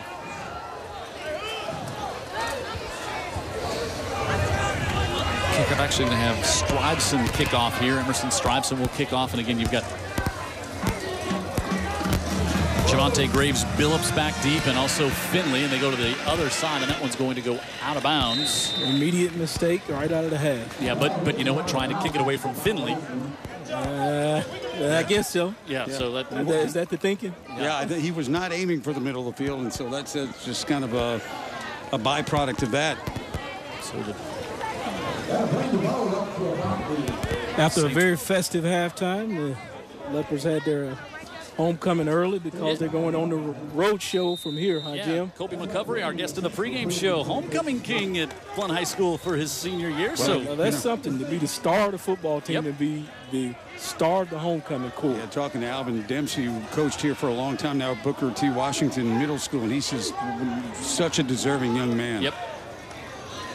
Ingram trying to get to the outside, cuts it back across the 40 and up to about the 42-yard line. You almost always see that after half with an offense that maybe was a little bit disappointing, where they just say, you know what, we're going to run it. Come back to basics, huh? Yeah, we're going to go ahead and at least establish the run, and who we have back here hurt. Got a Leopard down. Files made the tackle, and that's Lee Hunter. Yeah, that's the big nose guard. Hunter, 6'5", 305-pound sophomore. Hopefully it looks like just a cramp. Yeah, those cramps, I'm telling you, they can feel like the end of the world. And that halftime went, it was a long halftime. It was. It was. And the humidity has not dropped since the game started. It's really a muggy night. Even in this booth. It's making Jim's mechanics on the air conditioner. The air conditioner was working fine. Lockett went over, made an adjustment at halftime, and this one did not work out so well. I'm just saying. Daddy, he did it. Yeah. Well, at least we can see the field. We did have a little problem with the windows fogging up, so now we're able to see what you see at home. Well, we were just fine. I think it was just you, Dan, in the middle there, where you didn't have the opening there, so you were kind of doing one of your expert things you do, Dan. I mean, you just entertained the crowd. You did a blind show that first half. To say that I'm a prima donna is not breaking news. Okay, I like it my way. The Emmy Award winning. He got more people checking in here. So Robert Cook, he's actually streaming the game online at his hunting camp at North Mississippi. But he went to St. Paul's. He's a Saints fan, and actually he was a quarterback in JV. He was a quarterback for the Saints, and then they moved him to center. Wow. So that's not a position change that happens all that. That was that's a little different. That was a summer of pizzas. Let's call it that. So he's watching the game, watching his Saints, and again still holds the honor of the all-time most holding calls in Saints history. Well, maybe not. On Robert Cook, but that's it. So he watches our games on Friday nights, and even when he's on the road up in North Mississippi, checking in to see how the Saints are doing. Good to see Hunter back there, coming over here. And now the Saints are saying, hey, take your time getting back, big guy. Right. Yeah, don't rush yourself. Don't rush yourself at all on this hot night. He's a force, man. 7 yards on first down for Ingram. Now he'll give it back to him and up the middle. And Ingram's going to have the first down to the 48-yard line. Not only the Saints running it, Vic, they're showing you where they're going to run it. Yeah. So there's no misdirection on that, huh? They're just kind of like, here we mano go. A mano. Power on the left side, and they run it right there.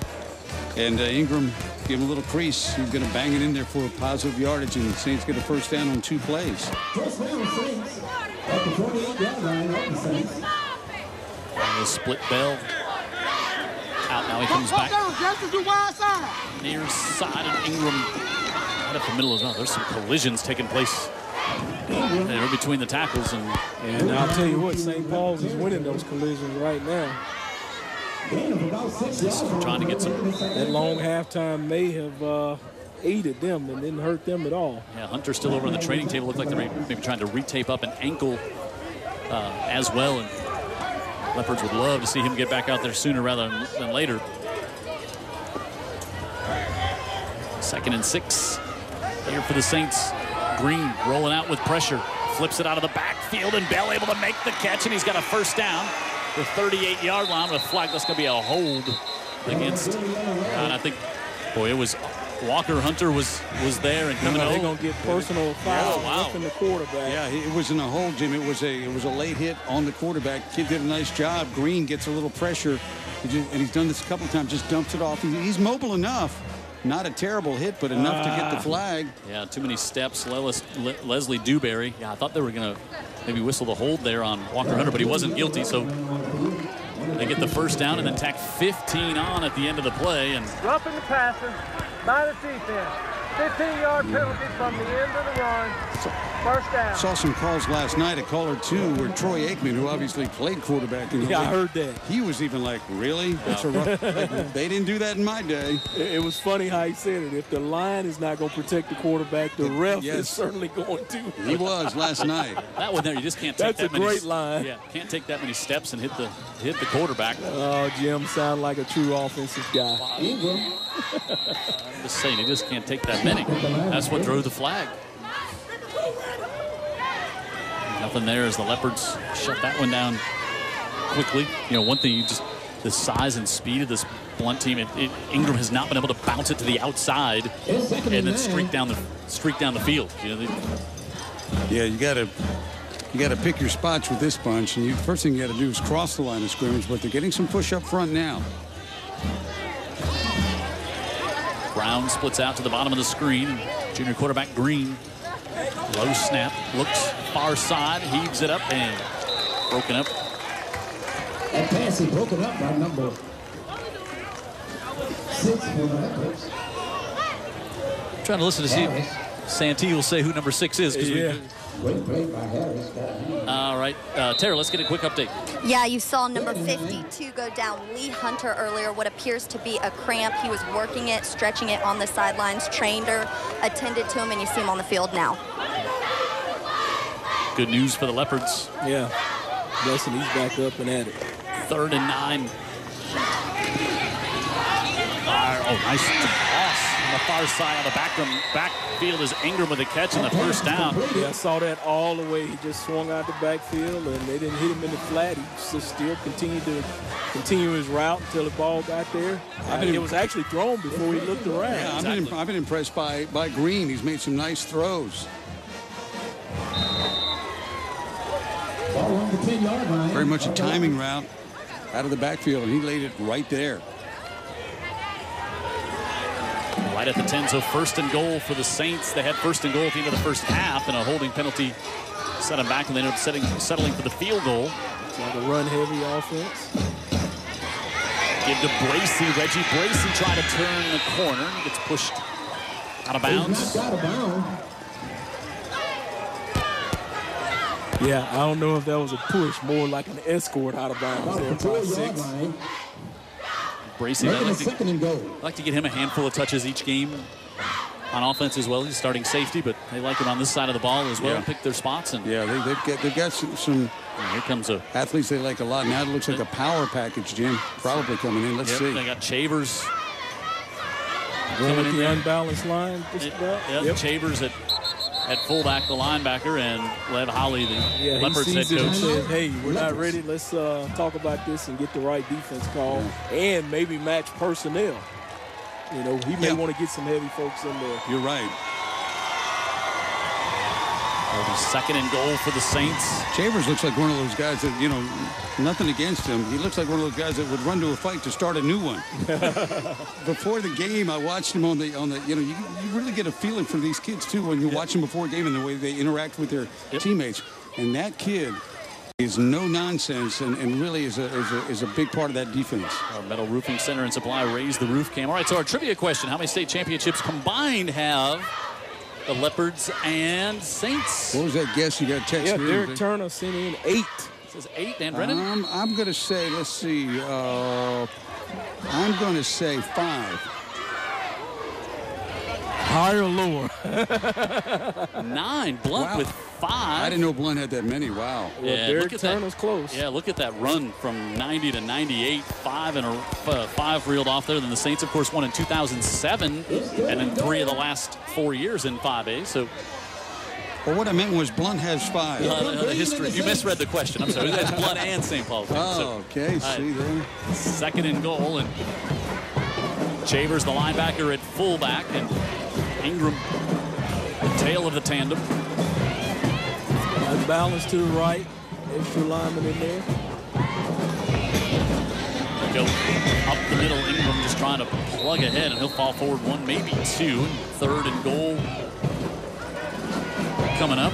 I see Blount rushing the pickles out here for the cramps. Have a little pickle juice to impede the cramps. I think I'd rather cramp up than drink pickle juice. I'll be honest with you. Well, you've never had a cramp. I've had a cramp. I don't think. No, what you've had is like Charlie horse. Ran 2 marathons, Vic Lockett. I know a cramp. 3rd and goal. Pitch. Ingram on the right side, trying to bounce it out in great pursuit. Not allowing him to turn the corner as it was Justice Traynor had him down around the ankle. Yeah, nice play by that corner. Come up there and force that outside run, get him by the ankle and drag him down.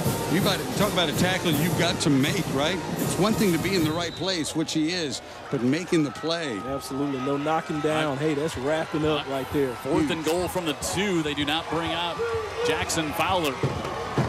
This is the opening drive here of the 2nd half. Home crowd getting excited. They all fresh off the cruise. Got some energy to burn. Balanced again to the right. Tight-eye formation right here in behind. The pitch going the other way. Good pressure, and Ingram wrapped up and driven back. Zondrick Milligan. Yeah, what a play. Comes off that end, keeps that right arm free where he can get it loose on that end and protect it. And that's about protecting the edges right there. Perfectly done right there. He just came right around the linebacker Chavers, who was into the fullback. He speed to the outside to beat him. Took it away.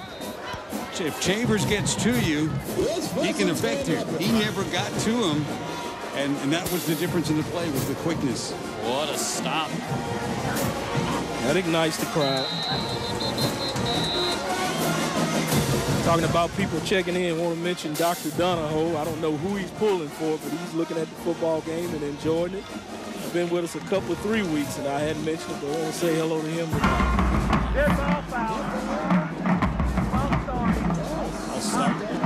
Of course, he gives me a roll tide. Leopards back up here half the distance, and Michael Leland just leaving the UMS game. They right now lead Williamson 19-0, and he's coming back to the house now, and he's watching a little Friday Night Football with Jim, Dan, Vic, and Tara on the sidelines. The snap over the head through the end zone, and the Saints out the back of the end zone, guys. There's your play.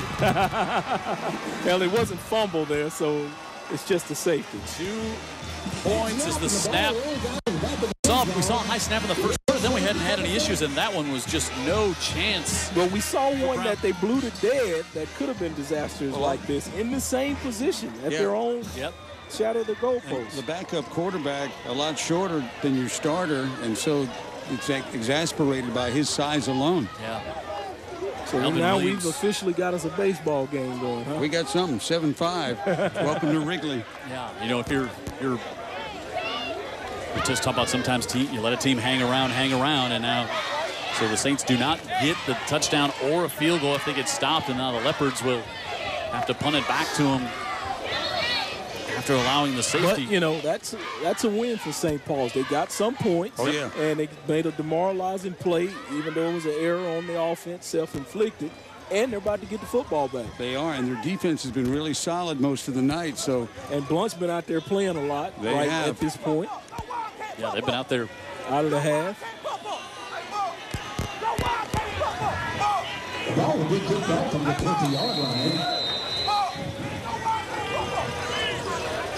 St. Paul's going to get it in good shape here. Well, let's see if they can capitalize this time offensively without making Blount make a mistake. Stuyvesant the kick. Bracey takes it, slips a tackle inside the 40, so good field position. It hasn't been a good field position for St. Paul's a lot. It's the defense that's just not allowed them to move the ball much. And agreed. See more of our Andy Citron Injury Attorneys Friday Night Rivals presented by Bishop State Community College. Also want to thank Greers for being a part of our broadcast this year. They've been with us a long time. Fusakli's feeding the crew, keep the food football. Nice. They were throwing down the chicken fingers before the game. Fusakli's will show up every week, guys. It's okay. You don't have to feel like you got to get them all in the first week. Rolling out Green, lost that one, intercepted, threw it up against the linebacker to the near side, coming up with the pick. Zodrick Milligan, who had the huge play to come up with the stop on 4th and goal, and that one was kind of floated, and Milligan able to come up with the INT. What a series of plays he's having, huh? Yeah. I mean, at this point, you can say the defense is solid. I mean, getting the turnover right there. It just didn't look like the footwork, like he was great, really underneath them and kind of throwing a little on the run and didn't really set up and try to drive off the feet. He might have been feeling pressure on the way. He may have seen something in his vision that said, you got to throw it now. The starter back at quarterback. Yeah, I think most importantly, you get that Leopard defense to the sideline. Let them get a little breather as we have a flag that it's like a hold coming up here, but that defense could use to get a little rest here on a hot night as they've been out there the whole third quarter. And unbelievable. Eric Williams. He did get that in pretty quick, so that's not usually the way it should go. Eric Williams down on the field for the Leopards. Yeah, it looks like it is going to come back. Yeah, they called a holding, and certainly that left side was wide open. And it was. That doesn't normally happen. Right. Let's have a crack back, but not too. Yeah, it's hard to get a seal on any level. That quick. That good. That quick. Holding against the offensive team. 10-yard penalty from the spot of the foul. First down. Let's pray this young man gets up and get back in the game. It's not too serious. By the way, Dr. Donahoe checked back in and he said, "Go Saints." Okay. He's St. Paul's. So that's cleared up. Look here at. So Williams, the bottom of your screen, you see a Saint player. Yeah, rolling up the back. Thank God he's getting up on his own power. Got a little gimp in his step, but he's up on his own power. Prayerfully, he can just give him some power. He can get back out there. Scary injury because you're just so unexpecting of it to get it coming up from behind. Sure. Yeah, that put me out for a season one time at the university. I like how we say the university. Oh, you do. I never paid attention to that. Tell somebody. Really, you never noticed that, Vic? You didn't notice that? It just rolls off my tongue. Others have noticed.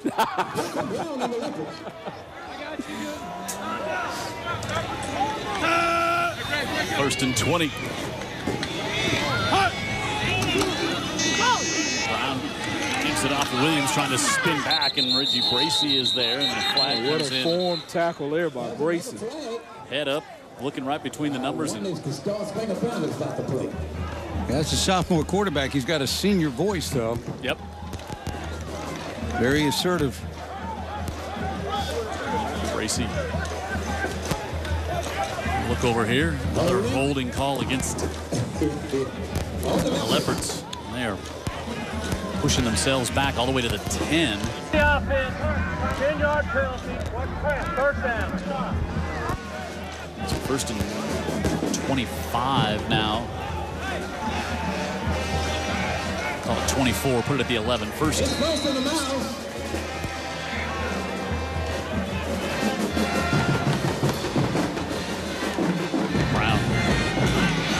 It out down the near side. He's got a strong, you see the strong arm as well. Yeah, it's going to be, looks like going to might have a pass interference penalty right here on the one sideline. Is streaking down the side. Cameron Gray's the sophomore, and Gates Grayan was there. You talk about a get out of a tight spot card. Defensive holding. Yeah, I think the receiver was busting loose, and there again, they were trying to save a touchdown. Yep. Holding by the defense. 10-yard penalty from the previous spot. First down.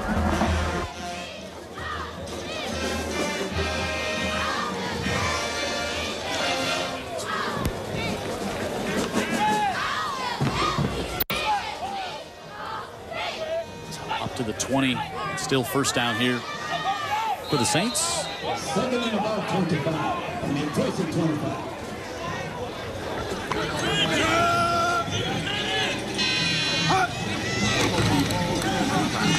Gives it off to Darius Williams, and he'll get a couple. And let's go get another educator spotlight from Coastal Alabama Community College. Tara's on the sidelines with one of our favorites and a familiar face whenever we're here on the campus of Blount High School. Tara. He is one of our favorites, Principal Woods. And Principal, on top of this being homecoming, there's a lot of exciting things going on tonight for Blount. Oh, certainly. We started the day off with WNSP. It's been so exciting and electric all day here. Our students have been really excited. Our community came out. We got a great crowd. Playing a little bit of football. We're in a battle. St. Paul's is good, but we're hoping to get a victory. And with your athletics, you can oftentimes see that go on into the next level, specifically your son, Collins Woods, who was on TV just last Saturday at the Naval Academy. Talk about Collins. You know, just a good student athlete, raised the right way, I'd like to say. A big commitment with the Naval Academy. What an honor to serve your country and get to play a little football, get a great education at the same time. Got to play a little bit against Memphis last week and did us proud. And let's talk briefly about the football team's performance tonight. Defensively, doing great against the Saints. Defensively, we've been lights out. We're young, so we knew this year we'd have a few struggles, but we're playing a little better on offense. Hopefully we can pull it all together and get a victory tonight. Thank you, Principal. Thank you. Go Leopards. Ron Woods, one of the finest guys around. Yeah, I always like to talk about how I played against him when he was at Tulane. I was at the University of Alabama. He was a great quarterback at Murphy High School. Yep. Just a great guy doing a good job over here at Blount High School. Just one of those guys who just made a huge impact in the Mobile County Public School System, being the principal out here. It was funny. I heard him this morning, and he said that way back when, people now look at him today and say, you turned into a principal? Because evidently he was quite a character in his day, but he was always a great athlete and obviously a great student, getting the full ride at Tulane. Third and long here. But the Leopards rolling out across the middle of the field, able to get it complete up to the 44-yard line. Going to be just short. Nice pass, rolling that. Gregory Carroll getting away from all the heat there. Get his shoulder square and release the football. Bracey with another Vic Lockett-liking tackle. And we'll get a heat timeout. When we come back, we'll see what Lev Howley wants to do. Fourth and a couple coming up, 7-5. Middle relievers stretched out here. Warming up. 5.5 to go in the third on the Andy Citron Injury Attorneys Friday Night Rivals.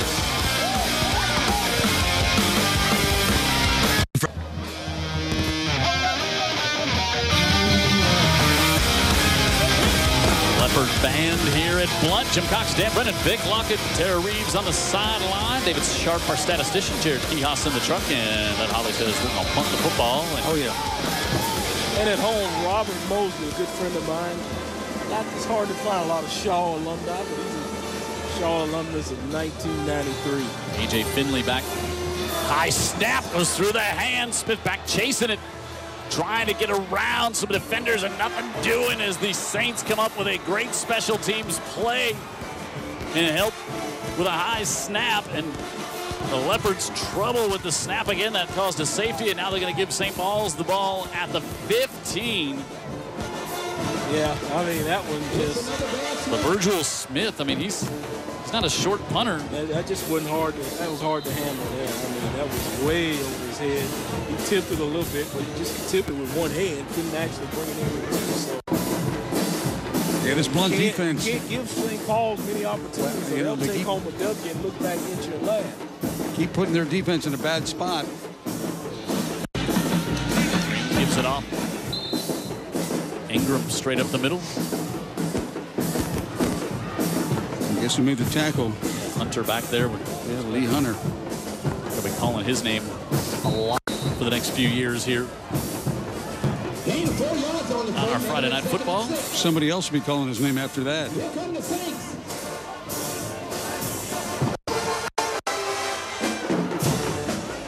So 2nd and 7. Center. Ingram trying to go up the middle. Cortland Martin. Like he's trying to wrest the ball away, huh? Yeah. Rest of a pack of Leopards in there to get the third down. That's the way you got to think on defense. Hey, create opportunities. Down Approaching 4 minutes to go here in the third. Gain of over 1 yard on the play. Take it third and about 4.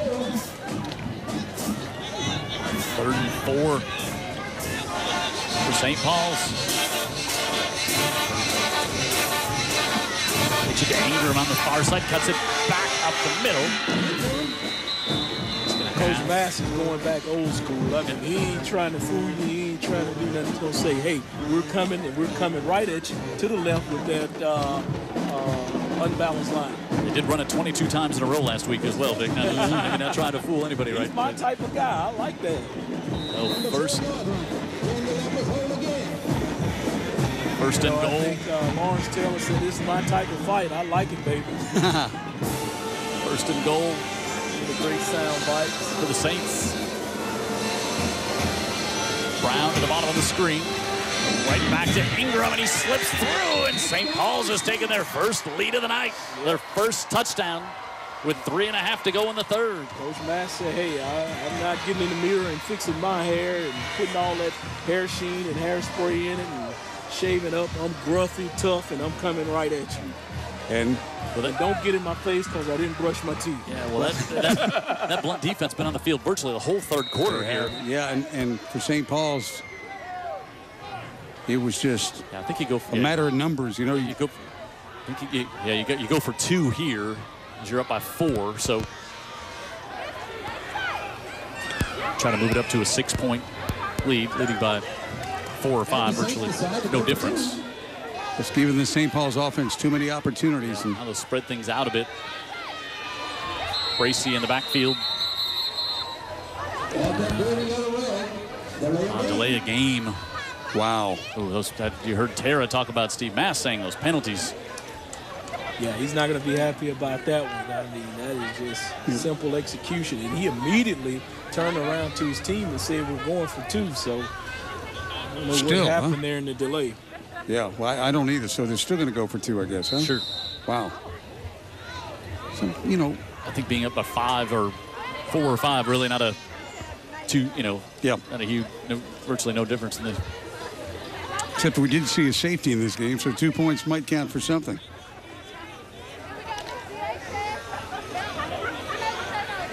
This is against the odds here, as far as actually converting it. Green rolls out to the right, looking, flips it to the back of the end zone, and Peyton Henderson can't hold on. Just like Green said, the probabilities against you and was not successful. Yeah, Green got it there. Should have probably had it. Yep. Did a good job to buy a little time and float to the back of the end zone, but Ingram with his first touchdown of the night, and the Saints have their first lead at 11-7 with 3.5 to go in the third on the Andy Citron Injury Attorneys Friday Night Rivals.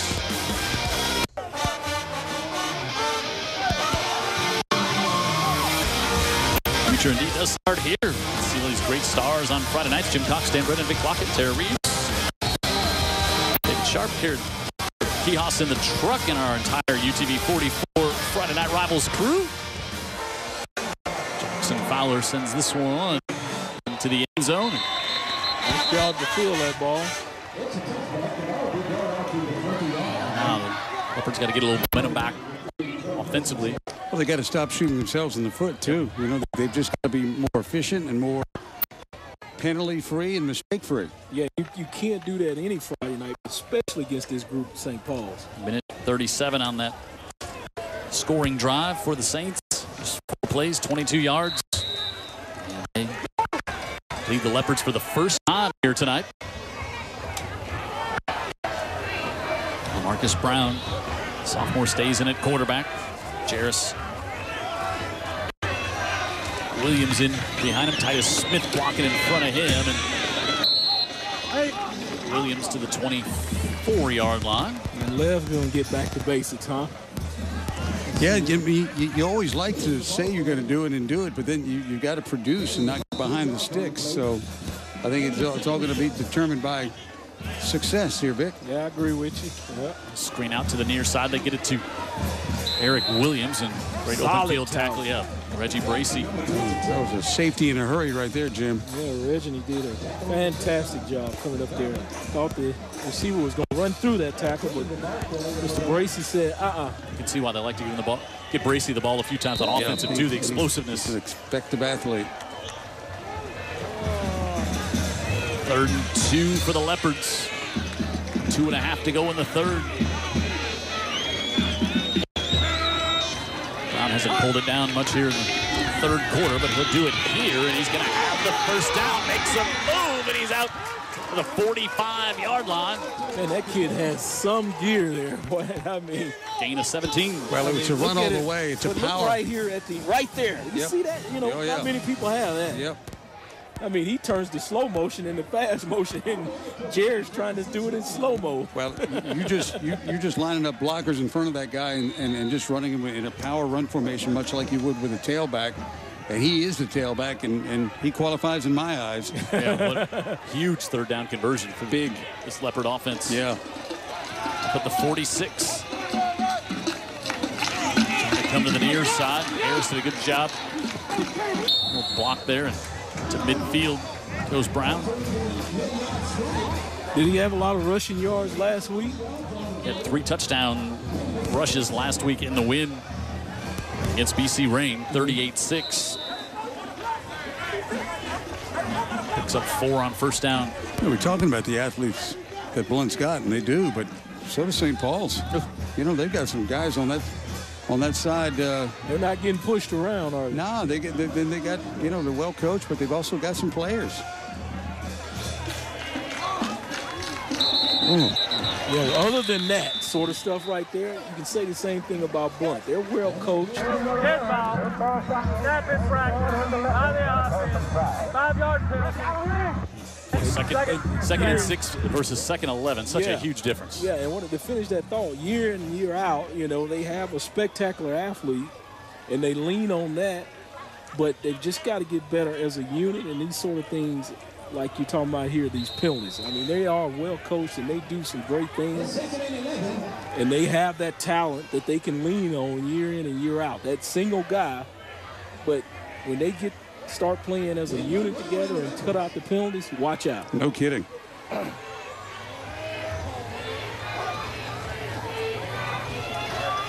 Brown trying to get away from the big hand of Daniel Foster Allen, and that does not happen. And I guarantee you Coach Holly recognizes that, and he sees it. That's why he's always so invigorated when you talk to him, because he just knows the dynamite he's setting on. They're that close. This is a young team, too. Correct. You know, think about this. When last time these two teams played each other back in 2005, they were both in 5A region game. St. Paul's won that game. That year, Blount went 3-7. Like, it's just hard to think about a Blount team finishing with 3 wins on the season. And we were doing games at that time. Well, that's not going to happen with Lev Holly. I can assure you that. 3rd and 10, flags again, near side, broken up. A.J. Finley with another pass breakup to his credit. You know, this young quarterback likes going to his right. They've got to figure a way to get away from Finney. I mean, just do something else. Playing with fire and you get burned. Body out. 5-yard penalty. I mean, he's a good football player. And defensively, you can take him away. You know how? Going somewhere else. Not go there, yeah. I'm a little surprised that they took the penalty. Now they're going to just decline it. Okay. Yeah. Shocked would have been a better word, right? Yeah. So, we're at 4th down. We'll see we've had issues with the long snap in a punting situation. Yeah, I would punt it. It doesn't look like they are. No, they're confused. They had half the team on with 14 seconds here, and I think now they got way too many men on the field. But you know that's better than having a waste of time. Well, he had to take it. No, timeout. Oh, okay. They gave it to him. The flag. He was talking to the side judge, and the referee just hadn't seen it. Well, I think part of that confusion a little bit on the officials' part, because they said 5-yard penalty, on third down, and so the offense was out there, and they were getting the play back in, and they didn't then come back and see it was declined by the Saints. Usually you get that initial, so they were confused. The players came out of the huddle thinking, sure, 15. Organization of the game by the refs threw them off. More of our great partners here on our Angie Citron Injury Attorneys. Friday Night Rivals presented by Bishop State Community College. It's Metal Roofing Center and Supply. It's our fan cam every week, and a new part of high school football this season here on UTV 44. So, yeah, much as I hate to say it, but yeah, these refs, they got a job managing these games and getting these things right and being fair to the kids. Smith standing his own 34. For little pay, Dan. Got it. Yep. Good kick. Finley goes all the way back to the 21. Now dances inside the 20. Finley looking to get loose. Good job by the Leopards to converge on him and out to the 30-yard line, which is 3.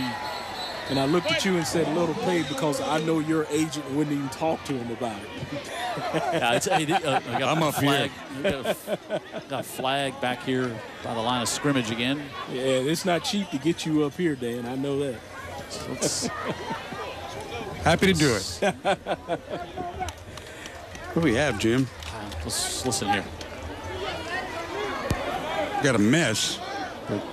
Again, the refs having to manage the game.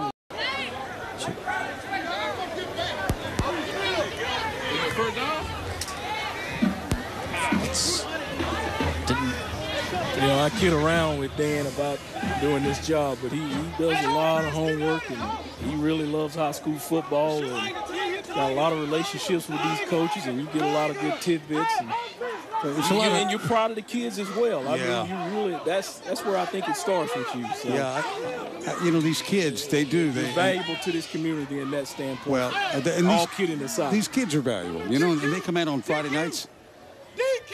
We'll see exactly what we're going to get here. But, you know, to be able to watch these kids on Friday nights, Jim, is really it's a treat. Really a treat. It really is. And to get to know the kids, and then sometimes you hear some stories about kids that are out here playing high school football on a Friday night that you can't imagine. Yeah, some of the circumstances. Being in that. Right. And you see those young men out here on Friday representing their school, their community, and personal foul, blindside block by the receiving team. Be 15-yard penalty from the end of the run. First down, St. Paul. So there we go, the blindside block. The quarter one out. I've never heard that, but I think that's the new rule they put in this year. So another St. Paul's penalty. And I'll tell you what, now you may think not much to it. I think that could be a big play because, again, as far as field position, with Blount down 4, field position is going to be a big part of this game because this offense has just had Blount's offense has never really got it going. They don't need long fields to try and get it in the end zone. They need short fields. And if their defense can stand up here, they might create one. So now they'll wind the clock. Back up, coach, back up. And this should be the last play of the third quarter here, all the way back at the 15-yard line. Ingram. The middle, he'll get 5, and that will, barring any unforeseen flags on the play, that will end the third. Get your 4 fingers in there. Quarter, 11-7. It's been the slugfest we thought it would be here on a Friday night. St. Paul's and Blount. It's a tight one. Fourth quarter coming up after this.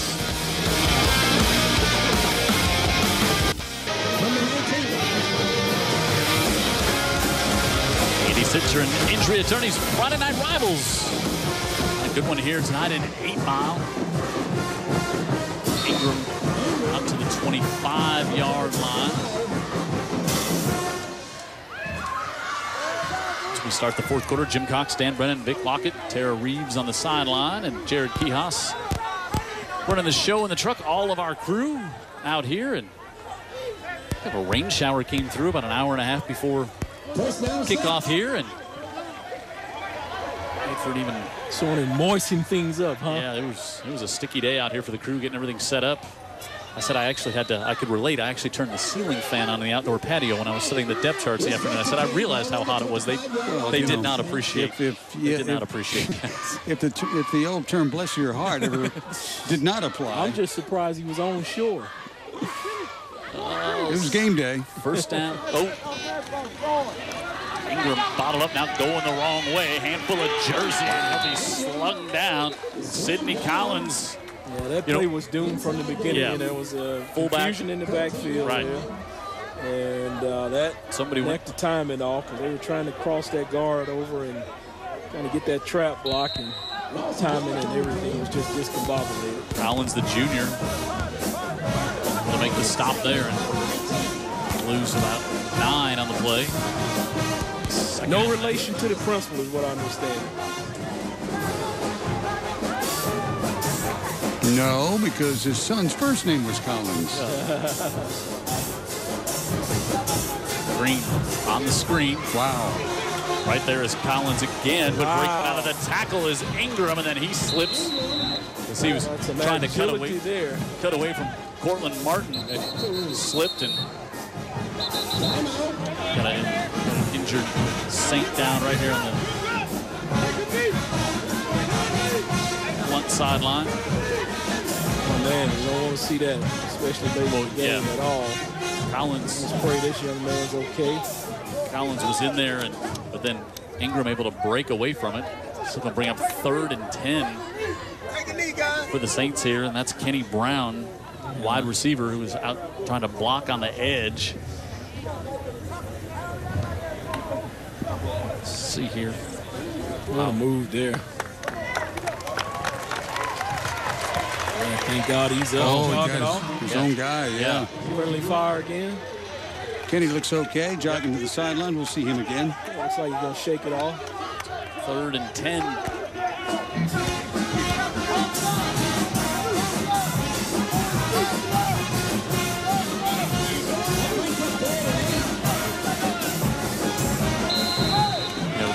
Well, you talk about Blount being a young team this year. St. Paul's with the classification being moved up into 6A. Yeah. We joked in the pregame show. We said, I don't think there's a lot of coaches feeling sorry for either one of these teams or coaches. Exactly. You try to create a sympathetic story. 3rd and 10 for the Saints. Green on a crossing pattern. That one incomplete, and not really expecting to get that one. Bill Johnson, I don't think he was really expecting that pass to come his way. Blount's going to get the ball. The clock is stopped, so everything the Blount sideline wanted to happen has happened right there. And it all started with the big problem with the play with the fullback and the quarterback running into each other in a 9-yard loss. Well, but you mentioned as well. How about the blindside block on the punt that backed him up 15 yards to start this drive? Yeah, big. And now, again, I just think this Blount offense, they need a lot of breaks. They just haven't been able to get anything established. So the shorter the field, obviously, especially the way they're playing offensively, you know, the better the chance they've got. Punt angling, and now rolls back. And he's going to be dropped back at the 26-yard line. Still a good job by 6 to stop that from continuing to roll. And I apologize to his parents. We love to recognize whoever that kid is, but just a bit of rouse to confusion. His numbers change, and we'd love to highlight him, but we don't know his name. Got a clerical error. There's our St. Paul Saints Scholastic Athlete of the Week, Perry Courtney, a senior, 4.4 GPA, 30 on the ACT, plays basketball. You see all her honors there, and considering North Carolina, Georgia, Tennessee, Auburn. It's the University of Alabama's what that is, Jim. Oh, I misread that side. Comes in the near side. And out to the 41. No change up there on first down. Yep. Come out passing. Gregory Carroll there. Don't hurry it up there. 13-yard pickup. They're just trying to find something to work, yeah, right? Yeah. Maybe this gets them in the rhythm. You know, sometimes offenses get in the rhythm by hurrying up. Marcus Brown going to pull this one down. He does like to go on the right side when he takes off, and he's into St. Paul's territory to the 47. So they knew coming off the bench this series, the first 2 plays, Algernon went ahead and called him. and they just get on the ball and run them. That's basically student body right. It's just the quarterback's doing the carrying, Jim. Sure. And it's just a power run game you would see with a great running quarterback. He's been their bread and butter. 3 receivers up to the top of the screen. A high snap, and they give it off to Jarris Williams. He's not done. Sophomore almost up to the 40-yard line. Got a good one going across the bay tonight in 7A. 10-10, Theodore and Fairhope right now. McGill remains perfect in region play. They shut out Davidson by a score of 21-0 tonight. And that is not an easy task. So a very good Davidson team last year. Yep. Murphy, 29-16, lead Mary G. looking for their first win of the year. This is Brown trying to go on the left side. He changed his tendency right there, Dan. He did, but it was not a negative play, and I think that's the main thing for this Blount offense right now, Jim and Vic, is that no negative plays, and it's 4-down territory, obviously down by 4 points. So I like the call because it gives them a chance to go to battle a play or two again to get the first down. Safe. Yeah, and they come with trips to the right, spread them out. 2 trying to go on the right side, and he is hit. Driven back, lots of penetration there, and when Harris Sankey did a good job coming up there and helped ball him up. Just his presence, he didn't actually make the play, but coming up there forcing that quarterback to hit it up in the middle, and those guys in the middle, so you talk Daniel about Foster Allen, Devin Manigault, they're there to meet him. They lost a yard, so 4th and 3. You talked about 4-down territory, just up at the 40-yard line, but you got trouble with the long snap. You got a defense that's playing lights out here tonight, so 4th and a long 3 for the Leopards. Crowd throws incomplete, went behind intended receiver Williams. Looked like the ball made a slip a little bit when it came out. He didn't look like he had maybe a great handle on that because that one didn't come out cleanly out of his hand. Or he wanted this receiver to just kind of stop in the zone, right in the hole right there, but he drifted a little bit, and that is not where he expected him to be. And last but not least, 23, Bellamy comes off the edge. He's a linebacker that got there in a hurry, and I think he was unaccounted for. And I think if Bellamy doesn't get there, the quarterback's got the time to make that throw. The good news is they get a chance to get the football back to make it competitive. I don't think St. Paul's is going to throw it. 7-19. Let me say, they'd rather not throw it. Hey, how about this score? A little surprise team we're going to see next week take on Blount, Baldwin County. 38-3, getting beat by Saraland. Yeah, Saraland's no joke this year. Connor Howard Braxton, sophomore, 3.8 GPA. Plays football. Let's see. Everything there. Up to UAB, the nursing program, also Municipal Leadership Council. And what I'd like to be on Jerome Wood's Leadership Council. Yeah, really. I bet you're not giving any feedback. That's a good council to be on. You're probably listening, and you're probably giving them some good advice. Saints run the play clock all the way down to 1, and Ingram cut it back and going to bring up 3rd and about 12 here. Somebody flashed across that screen. Did you see that, Vic? I did. I don't know if Ingram got popped, but they had Blount had a defender coming up in a real hurry. Yeah, that's what you got to do. They've been playing pretty good defense all night. You know, they just got to get more production out of their offense in terms of score. Yeah, running out of time.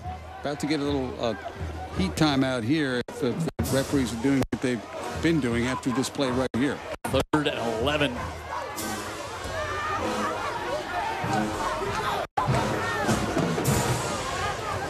Green out of the shotgun again, runs the play clock all the way down to 2. Going to get it out, fires it off, and he had Cortland Martin there and had a draped all over him. Yeah, Leopard on the far side, and they're going to take the heat time out here, so a punt will be coming up, and also stops the clock. If you're Blount, you're happy at that incomplete, and that was all Cortland Martin coming in there to blow that one up. So we'll take a timeout. 5:41 left in this one. Andy Citron Injury Attorneys Friday night rivals. Punt coming up for the Saints. Leopard's going to get it back down 4.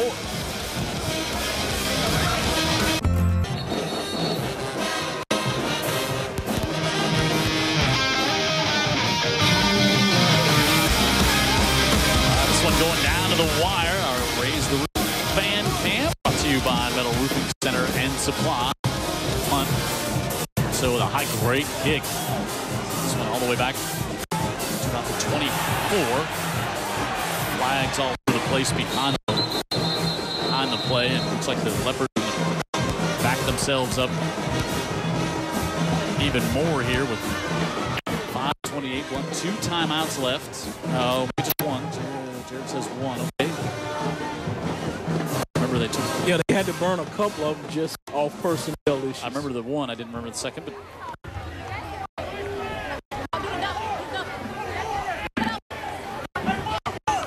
It's not exactly now or never. They may get it back again, but if you're Blount. After the kick was returned, blocking in the back by the receiving team. 10-yard penalty from the spot of the foul. First down. To the 7. Yeah, you were just about to elaborate on their opportunities, but, you know, they're gambling on their defense holding, and, you know, yeah, they've done it all night, but they've got a pretty good offense in St. Paul's and pretty good running back that can pop one. It's a matter of time now. Do you have the time? All the way back to the 17. Brown, big plays have been hard to come by either side tonight. Yeah, I think the biggest we've ever seen was a good run by the running back, and that was called back on a penalty. On a 38-yard pass play for the Leopards. That was the big one for them. Marcus Brown, the sophomore. He's impressive for the fact that he's a 10th grader. Near side, that one off to Melvin Williams, another sophomore, and Bracey comes up and knocks him out of bounds, but it'll be good for a Leopard first down to the 32. Bracey.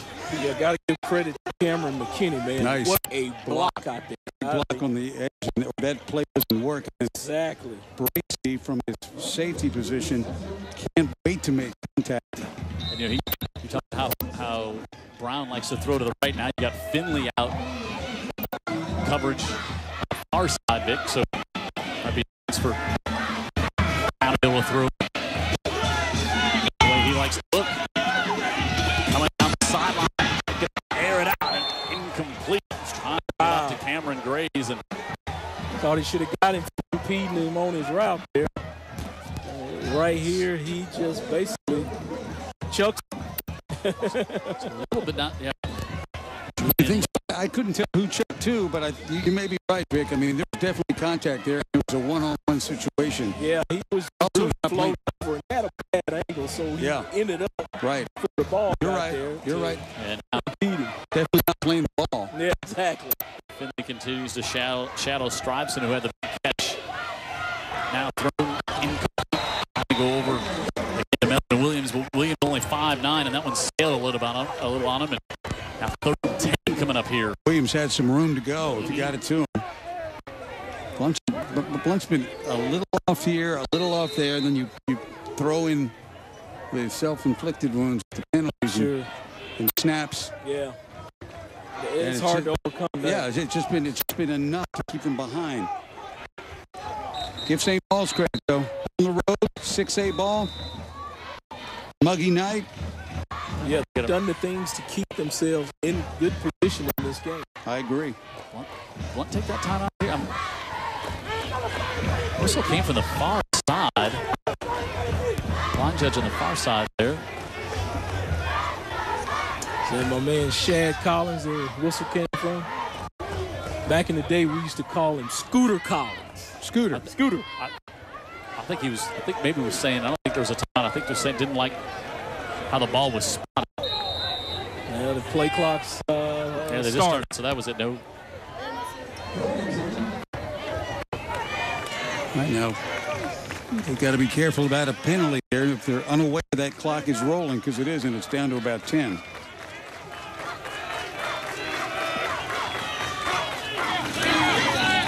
Third down, right side, looking out of the backfield, trying to get Jarris Williams, and it's incomplete. Yeah, trying to get that splash play, and 2 attempts in this drive at least to do that splash play. They moved the chains, but But I think they got a little bit anxious and could have ran but the ball in a couple more retrospect, times. they could have gotten that call on the play before as a reflect on your words of wisdom. Yeah, the bump. Virgil Smith on to punt for the Leopards. And A.J. Finley back to receive with 4:22 left. And trouble with the snap. That one a little high, but Saints didn't bring any pressure. So bounce up, and will Finley pick it up? He'll just let it roll. And 32-yard line, and now here's your 4-minute offense. Vic Lockett, if you can roll it out here, you're go away with a take it home. Yep. The Citron Injury Attorneys Friday Night Rivals, presented by Bishop State Community College every Friday night, and also Coastal Alabama Community College.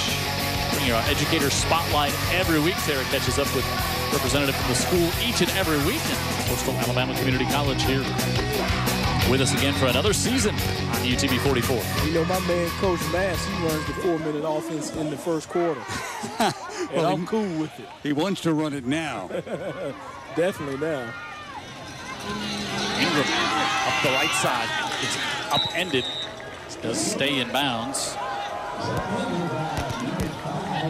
Yeah, they're running the ball not out of the obvious run formation, too, Vic. You notice that, spreading things out a little bit? You give him some room to work out. You know, you spread the defenders out, and that's one less player that he has to make miss. So I'm not good at the math, Jim. So how many first downs does it take where you can face this thing? Not many. One has a timeout left here. They're going to snap this one about the a little bit under 3.5. And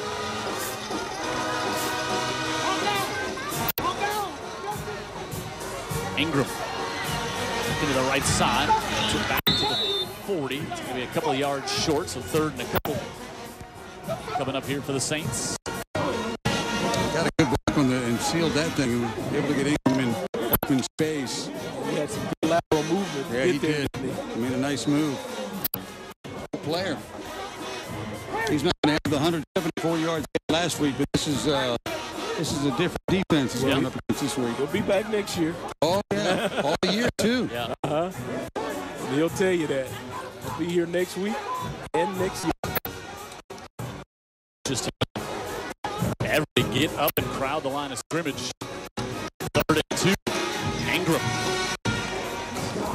pushed back, and he did not get the first down. Nice job by the D again on one last stand. All right, so Lev Holly takes the timeout. So, the offense back on the field. Well, let me say this. 2. Was it 2? Okay. I thought he got a little closer than that. And I thought he may have lost yardage. Okay. 2, and they did not send out the punt. I think Steve Mask is thinking, we can get 2 yards here, and we can run out the clock and use the timeout. Well, hey, Mash is my kind of guy. Wouldn't be shocked at all. Now, let's see. I if think he say, hey, I'm going to win the football game here. We'll bring out the kicking also. Go ahead and punt this one. Changed his mind? Thought better of it? Yeah, I'm going to go ahead and punt this one away. Yep. Well, it isn't like he's dominated the line of scrimmage. No, it's not. I mean, neither offense has been able to do anything like that for sure. These defenses are good. Yeah, they're good. Yeah, both of them. They showed up tonight. And Blount is out of timeouts. Also, if St. Paul's gets a win here tonight, you can say what you want. But for Jay Green, leader of the team, big win on the road. Yep. He certainly didn't hurt his team, and he did a lot of things pretty well against a really good defense. Came into a big festive environment.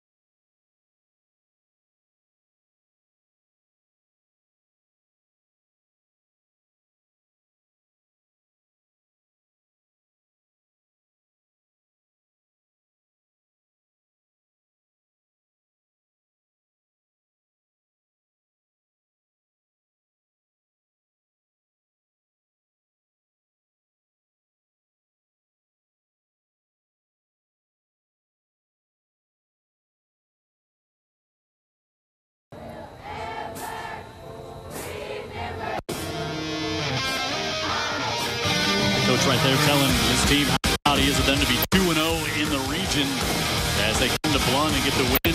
3 straight road games, and now St. Paul's 3-1 on the year and 2-0 in the region. They get the 11-7 win. And we were talking about that when Blount was up by a score of 7-0, and it felt like they were kind of controlling the game. And all of a sudden, you said it too, Vic. It's like when you let a team hang around, you just you have a bad feeling of how things might shake out later in the game. Yeah, and this group here isn't one you want to let hang around because they'll sit back, watch you make the mistakes, and do just what they did.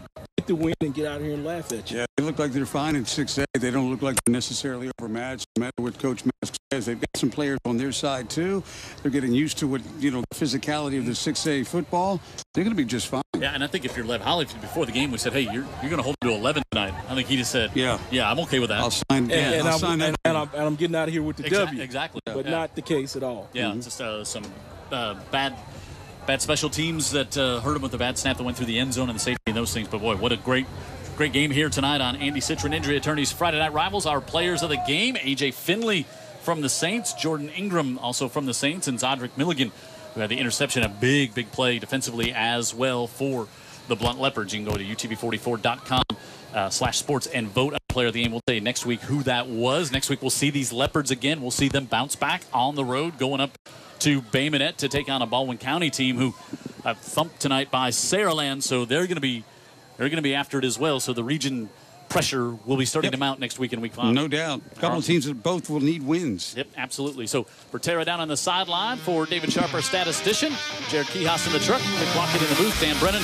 I'm Jim Cox saying good night from the campus of Blount High School, where St. Paul's comes on the road and gets a 6A Region 1 victory tonight, 11-7. And they're now 2-0 in the region with a victory here tonight.